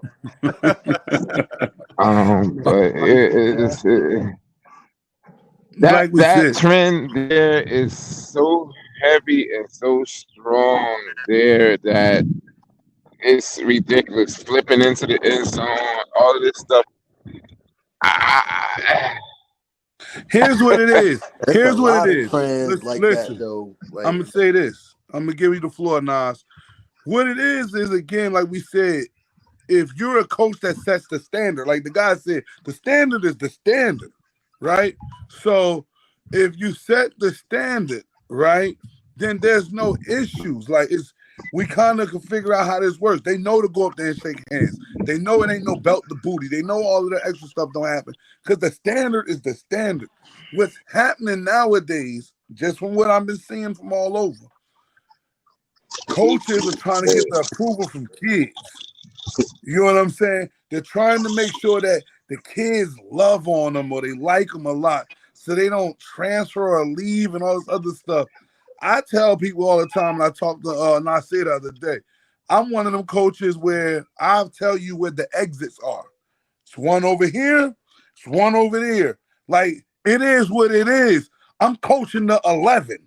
All I'm looking for is the 11 and maybe 5 more dudes that want to go to war.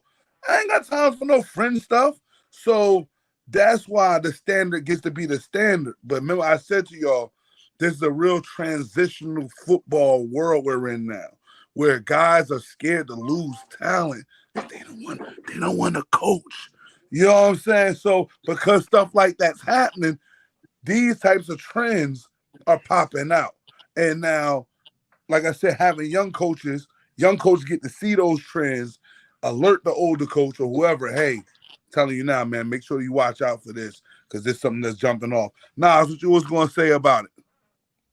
But say you took the words out of my mouth, Don. Couldn't say any better. One thing I could say though, right? And that's probably will be the most recent trend, like the BTA and all that stuff. Yeah. Like that. But just in general, like the trends with the 7, like we all here probably coach 707 or C707. Guys, receivers wearing shades, different type of shades, and playing football, and guys wearing costumes with it just becomes too much. I think nowadays it's all about being or setting a trend or going viral or social media gotta see me or this and that. Like it's no longer about the game. You know what I'm saying? Like everybody. People's first thought is there gonna be a cameraman?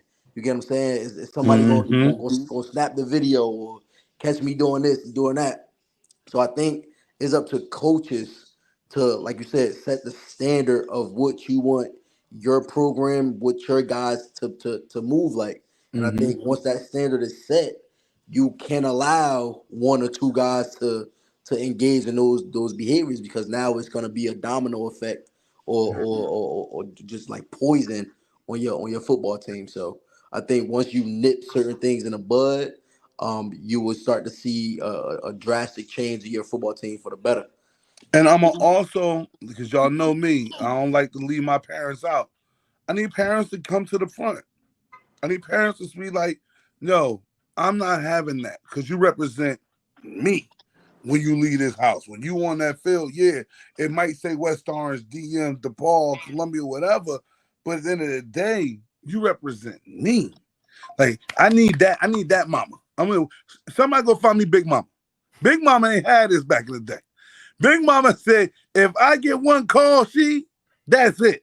I'm tearing you out. So I need to find Big Mama, man, because these types of trends, like you said, Nas, you're right. They looking for the cameraman. Will we have a cameraman at the game, whatever, to catch this and that? I'm all for catching precious moments, all for that. But we got to understand how we conducting ourselves. This era that we're in, it takes one video, one snapshot, whatever, for you to lose a lot of stuff. Use a lot of stuff. It's so Hey, wild. Don, It's such a thin line that we have to walk, right? Because, like, I think about the MLB all the time. Because what are the unwritten rules in baseball, right? You hit your home run, you hurry your ass around the bases, just like you need to be hustling, right? And then we kind of started pimping it a little bit. You got flip the bat. And people are mad because these unwritten rules, but then the younger generation starts taking over. Now all of a sudden, it's okay to celebrate, right? We've broken the unwritten rules so much, it's not there. So that unwritten rule was there to keep the sportsmanship, and that's just an MLB, right? I mean, it's not new. I mean, there's been people doing it for a while, but it's just become more common. Yeah, football. We went over that line long ago, right? Like it's been a while, and we didn't have that unwritten rule. There wasn't any "don't celebrate to the end zone" in football, right? Right. But we also don't want to restrict our kids from. We don't coach robots. Be emotional. Right. Celebrate that sack, right? Like, but Dan, we had one Terrell Owens that threw the popcorn in his face, right? Hey, like now right, some of them go overboard, and what do you do? How do you? That's the line, right? That's the line we all walk. How do I keep from just trying to coach non-emotional robots to all of a sudden we're hitting our opponents on the ass with a belt after the game? Like, that's the lance. That's the slippery slope. And so I understand now. You look at the New York Yankees; they still got to shave their faces before they can put on the pinstripes. I hate the Yankees. I'm a Red Sox fan, but I understand the standard. You know what I mean? I understand the standard because there's not going to be no slippery slope here. We will hold the standard. So I mean, it's a wild world, and it's hard to walk that line every day. Yeah, no, it's a respect thing at the end of the day. We this is now it's women's football and things of that nature, but it's just a respect thing. And if I'm running a household and you have to take your shoes off before you walk in my house, that's my rule. That's my standard. That's my culture. And Coach Dan, he's my guy. He says a lot of things that we hear, but it kind of goes in people's head. Culture is created or allowed. It's really, that's it. It's created or allowed. It's one or the other. And all of us here are men of our household. So if you let something get away in your household, what's going to happen? Chaos. And now you want to hit the hammer. It's too late at this point. Right. And that's one of the things, one of the examples even I give my guys. You're not going to let somebody walk in your house with their shoes on because the standard is the standard. The culture is created for your household. So the moment you allow it one time, it's going to happen over and over again. And like Coach Dan is saying, now the unwritten rule is done. It's over. You can't do anything about it. Now, one of the rules now is you can celebrate in the end zone as long as you do it with your team. The moment you celebrate by yourself or you dance by yourself, here come the flag. Now you got to. Now we in practice working on team celebrations. This is what's going on now. Because you can't celebrate by yourself. So, hey, we got to come up with a dance together where we doing side by side. The bad boys joint. Yeah, bobsled team on a Sunday night not too long ago. I mean, yeah, that's what I'm saying. So, and again, I like to put this is a generation that has. I put the pressure on the youth coaches. I have to because they're the beginning. Stuff that we're seeing on TikTok and seminar is from that. You guys are molding these young minds from an early age. So you're very impressive. I agree with that. Very, I very agree with that. impressive. You know, you're very impressionable. So if you're I mean, this, letting and guys this get away with generation murder, is this. Oh no, we But don't. Not in our group, but but this generation is the generation that had the less BTA. If they had more of that, then this wouldn't be going on. Hey, But it's another thing. irony is not lost. That part. That's funny. Yeah, listen, man. The irony. So Right. I think if they wanted to, They need it. They need the BTA. I and they just go on a sideline and swing their belt by themselves, you know what I mean? I think to them is the same meaning. You ain't gotta hit nobody with a fucking belt because that's crazy. you know what I mean? Like your whole team, y'all should That's crazy. That's a fight.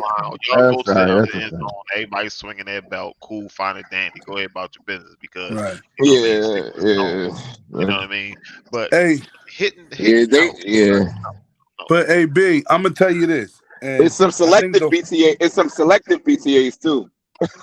But hold on, I'm gonna say this, and I think the whole panel will agree to this. The kids that do that type of stuff, they know who they be doing it to.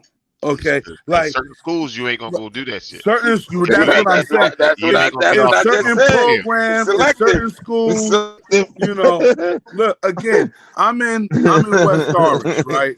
West Orange is a suburban town. Okay, so I have some really nice kids.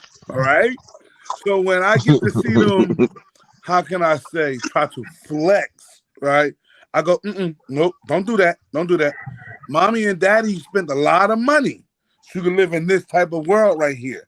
You don't want to live in that life that you're trying to live. Like, leave that alone. And them people that live that life, leave them alone too. Don't talk on social media to them because certain people, social media is life.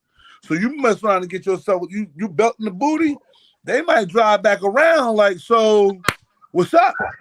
Like, you know what I mean? We gotta think about these teams that we play. These teams that we play, they're not far. I mean, okay, like you might play like she had 1 or 2 out of state games, I think, like 2. Yeah, we had 2.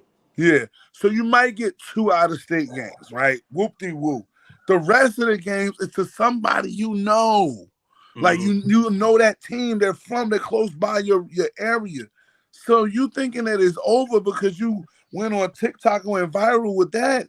Now it's another step that you're not ready to dance, that your family not ready to dance, that, you know, you don't want to get into that world. So, you know, I'm realizing that in this society that we are in, Brand B, is that people are real selective of who they do things to because they know that they do it to somebody that will, how I say LT, get them to act right, they're going to get that act right.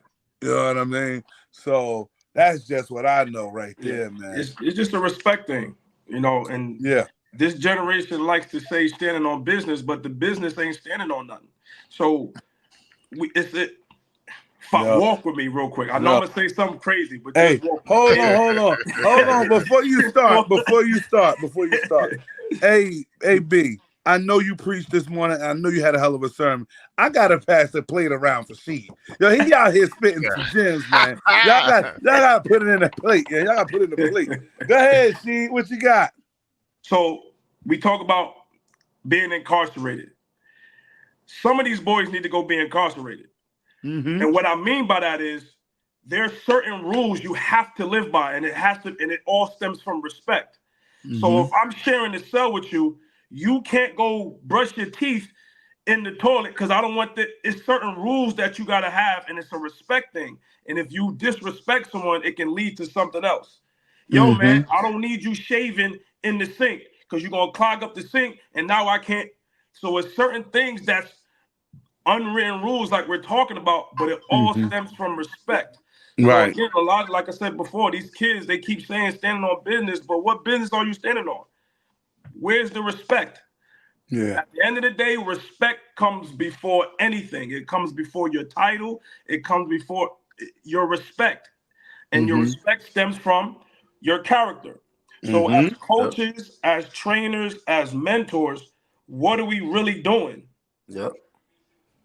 I thought we were supposed to be in the character building business, which is gonna follow by respect and so on and so on. So I put a lot of pressure on people in those positions of teacher, trainer, coach, because those are positions where you're not going to get a lot of money for. Right. So if you're in it for that reason, or you're in it for your own glory, and you hold those titles, then you shouldn't be in this business. And I'm, for one, is not going to rock with you. That's just, I'm real passionate about that aspect. About what we doing. Right. Right. Sam, go ahead and clip that for us so we can all just share that to social media, please. You know he's gonna have that set up for us. I'm one of the best engineers in the business, man. You know he's gonna have this thing all tagged up. I got to get on my game, man, and start posting a lot more. I heard we got a lot of people that checked in tonight too, man. A lot of views, and I appreciate all y'all good brothers, man, for just giving me that time. I don't want to hold y'all up. I keep telling B, I only want to do an hour. We be getting into 2 hours every time, man. We're just not gonna happen, bro. It's not gonna happen, bro. You don't ever have to apologize. A lot of good things talked about, man. Yeah, well, it's about getting the information out, man. I think that the people that we have on this panel, man, bring out really, really great ideas, suggestions, and thoughts for people. And if the people could just tap into what we're doing in this network, man, they'll grow. They'll grow and they'll learn and they'll be in the right positions, you feel me? But you already know, like, I love the character, man. Everything is about character. Like I told my young man, character over stats. Like, don't try to worry about getting those stats, man. Worry about keeping a good character. Because when that school come in, they not just talking to the coaches, man. They talking to everybody in the building, man. They talking to the janitor. They talking to secretaries. They talking to teachers. And every teacher ain't a football fan, so they talking to everything. LT, we dealt with that, right? So, it's just one of them type of situations where your character, like I said, even that video, that kid got a number on. Somebody know that kid in that kid's town. If I'm the high school and that kid that kid's in my town, I don't know if I want him on my team. I ain't got time for it. You know what I'm saying? Because I already know, like she said, this thing that he's got probably been going for a while. Like, as a youth coach, you got to hold yourself accountable and say, we are the foundation layers. We're the bricklayers. So we're going to make sure these guys understand what the standard is. I mean, when I was a youth coach, my goal was just to make sure these kids was ready for high school, and not just by fucking running the ball and catching the ball. Mentally ready for high school, the standard, understanding what character is and respect means. Those things mean a lot, okay? And that's what you got to put out there. I remember we used to have a saying, Hawk knows it, at East Stars, was pride, discipline, and respect. Those are the three things that you had to have. Like, we try to drive those core values into those kids, you know what I mean? But that's what Little League is about. It's about building a nice, solid foundation. And then the high school just have to continue the standard as the standard is built. What you got, B? So, two things. I know a coach that I coached with, and he had the same youth coach his whole life. They won championship after championship. He said he got to high school, he didn't know shit. They realized he didn't know shit. I was like, what you mean? Like, y'all won championship. He was like, I knew what he wanted me to know. Right. Then you get to high school and they talking this, that, and the third, and you don't know what the fuck going on. You know what I mean? So he said after like he did freshman, that sophomore year he couldn't keep up. So he said that he let it go. Well, look, it's frustrating. I told you when I first got to the next level, I had to get a whole subscription to Barnes & Noble, how to figure out 4-3 defense, the coverages, like you said.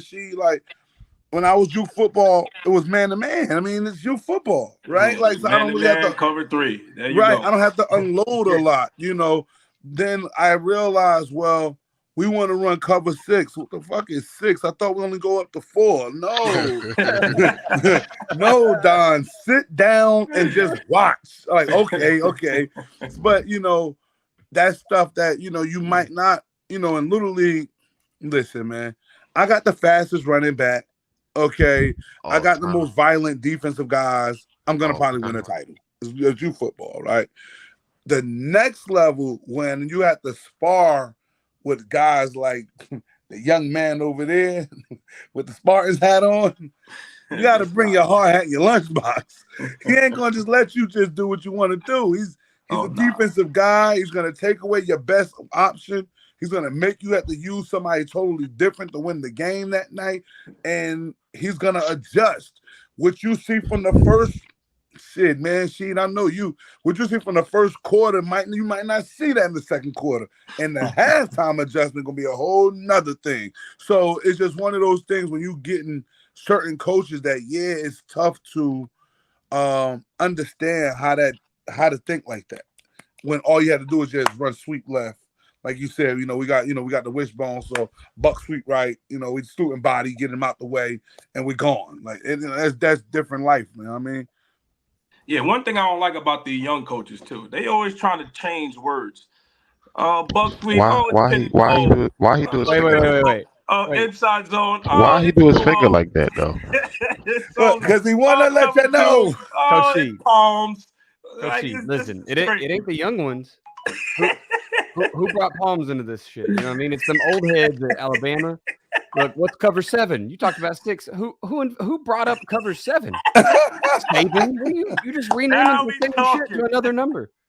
Okay, we're going to do a whole another 3 hours for this. The biggest thing I learned when I got out of my coaching bubble, out of my little area, was that terminology, words in football mean not a damn thing. Nothing. Not a thing. The numbers don't matter. The words don't matter. Terminology don't mean shit. And it ain't the young ones. It's all the old guys that have trees. Y'all have trees of coaching, right? And us young guys are still trying to cling on to one of them trees.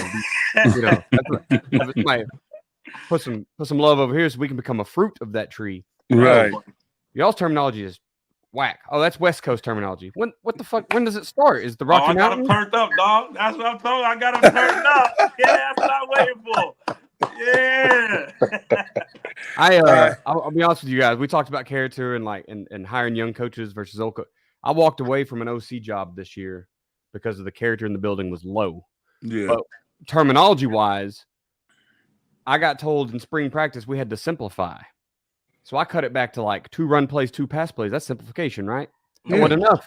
It was the terminology. So that's where this all attaches. It's right back to the terminology. Wow. My terminology was different, and that wasn't simple enough. You know what I mean? And it's just words. It's words, man. Run left is this, and run right is that, and yeah, it needs to be numbers. Oh, so it's got to be your system. It ain't simple. There you go. The ego. So terminology is a motherfucker. Yeah, it is. It is. Like it could take. Look, you got to be patient, coach. What you want? What is that? Because I might know it as one thing, and you calling it something totally different. So help me understand that. But I'm gonna break it down. LT, I'm gonna give you the floor first. I don't know how much more time you got left on the battery, man. Speak up on what you got going on. Introduce yourself. All season things, man. Like I said, I'm gonna give everybody the floor. Go, LT. Oh, okay. Yeah. So this off season, I got in the trenches defensive lineman training. Teaming up with DM team this off season. You can definitely link up with DM to get with me, and we'll go from there. The best defensive lineman training you're gonna get in Jersey right here. We learning cut block, we learning zone blocking, we learning how to defeat the zone block, I should say. Change of direction. And I've been talking to my guy over there. I'm adding some strength and conditioning into mix too. So yeah, we getting right this offseason. This offseason gonna be something special, you feel me? So make sure everybody tapping in. You already know, man. Drop the gem on how you doing your thing over there. You one of the top receiver coaches I got on my team. You feel me? Go ahead, big dog. I don't want no credit for none of this, man. I'm just a vessel, man, trying to help these kids. Yo, my man had a one-hand interception the other day. I said, I ain't gonna say nothing to she, because she gonna say, I don't want to hear all that. But it is what it is. Hey, but this is a great panel.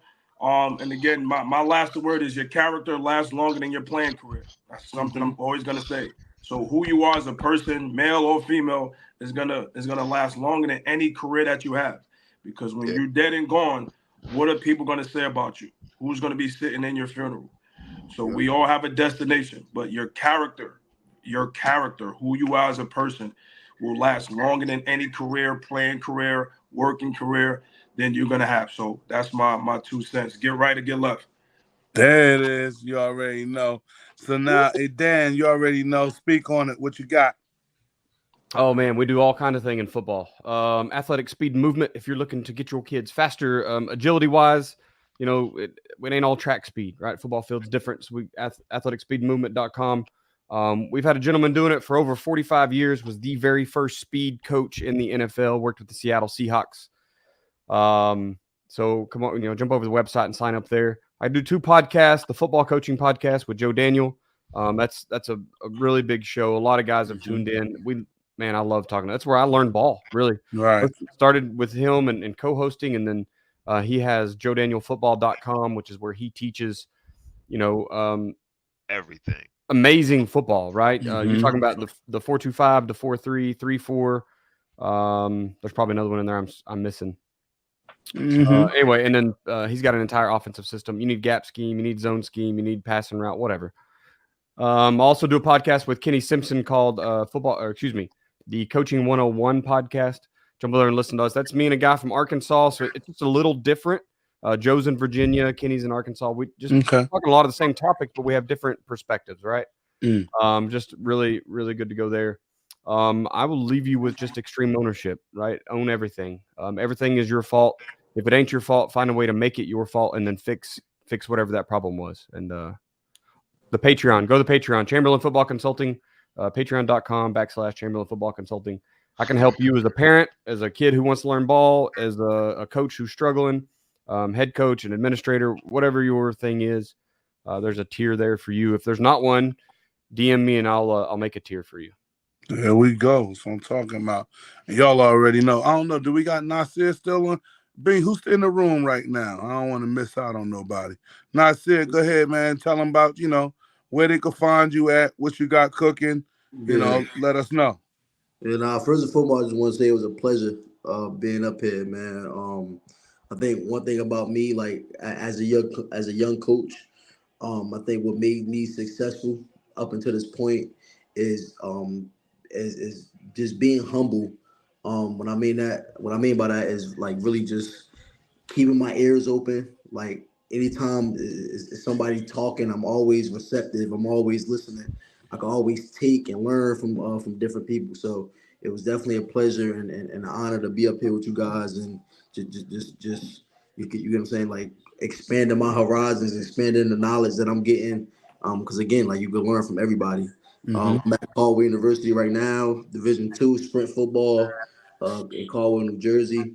It's my first college football gig. I've been at Newark Eastside for the past 4 seasons, been a part of flipping that program around. And I'm just grinding, man. I'm grinding, trying to make something out of this coaching thing. So you already know, man. That's how it go. I don't know where Hawk at. Hawk and Dan they tried to take over the show a few times, LT. Where his ass at now? Let him talk right now. Hawk out of here, man. Don't try to look for the boogeyman. Don't look for the boogeyman. Nah, I ain't looking for Baba Yaga. I'm gonna let him have his time, man. Like I said, y'all know who I am, man. I'm the guy, man, just trying to put it all together, get everybody connected with some serious resources that can help their kids move forward in the next levels, So anybody trying to subscribe, like, follow what we got going on here, the Coach's Corner is every 2 weeks on Sunday at 9 p.m. I'm going to be starting to post topics during the week. We'll have certain recaps, clips of this show popping off on my Instagram and my Facebook. If you want to follow the Instagram, it's DMFootball258.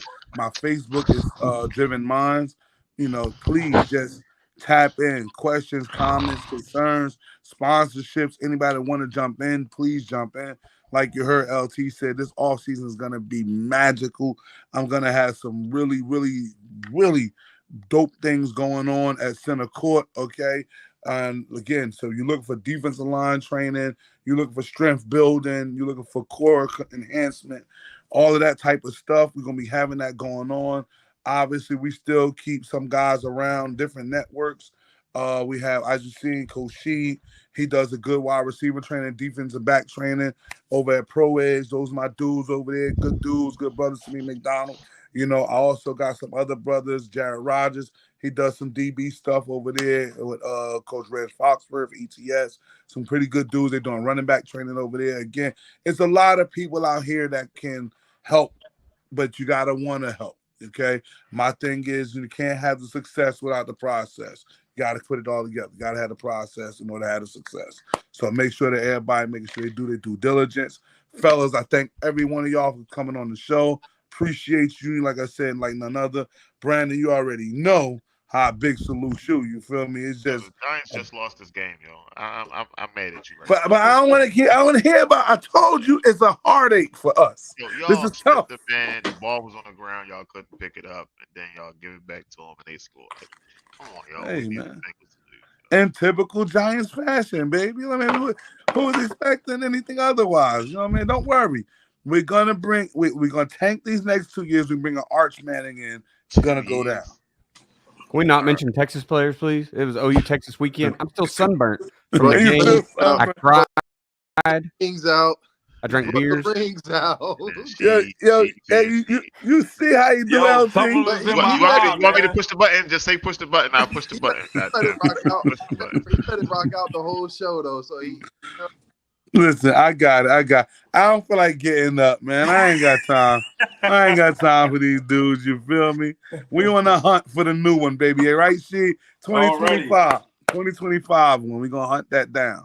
But like I said, man, again, fellas, thanks a lot. Anybody, if you want to come back on, like I said, next 2 weeks, we're gonna do it. Anybody got some suggestions? Dan, I'm gonna try to get that kids on huddle. I see you in the chat. I want to see if I could dissect that and try to see what schools I know that's interested in looking for something, because a kid like that sounds like a kid that need to be found. It's just it's pretty boring when you get on there. It's a whole bunch of like 40 to 80 yard touchdown runs. I don't know. Hey, pretty boring to watch, honestly. Hey man, listen, that ain't boring to the right coach. You already know, but again, are we recruiting the running back or are we recruiting the offensive line? I mean, hey, right you now, can get them both, baby. Hey, it's a discount deal. You come in, you take one, you get the other. You know what I mean? Somebody might be nice up in there. I'm gonna get it all if I can. You feel me? But again, fellas, like I said, thanks a lot for pulling up. That's the show, man. Next 2 weeks we'll be back live 9 o'clock on what we on, man. I think we on Instagram, Facebook, Twitter, Twitch. I got the best engineer in the building, man. He putting me out there, y'all. I'm telling you. That's what I like. You already know. So the next day is the 27th. Hey man, listen, I go trick-or-treating before the show. You feel me? All right. So I was talking to DM in the text message thing. So I know we was talking about the kids. So if y'all got any kids that want to do a 1 or 2 minute promo video with their information, contact, so we can throw it up there. If we can reach the masses. Yeah, I'm telling you, we're gonna definitely jump on that. You know what I'm saying? I got a few lab rats around here. You got to give them the stuff to do, and they'll do it. You know, and maybe it'll help them too. You know what I'm saying? Getting them up there talking and understanding what it's about, showing the character live on camera. You know what I mean? So that's what that's about. But you already know, like I said, that's a wrap. Love everybody. Peace for coming out. Go ahead, B. You can hit the button so we can talk casually as we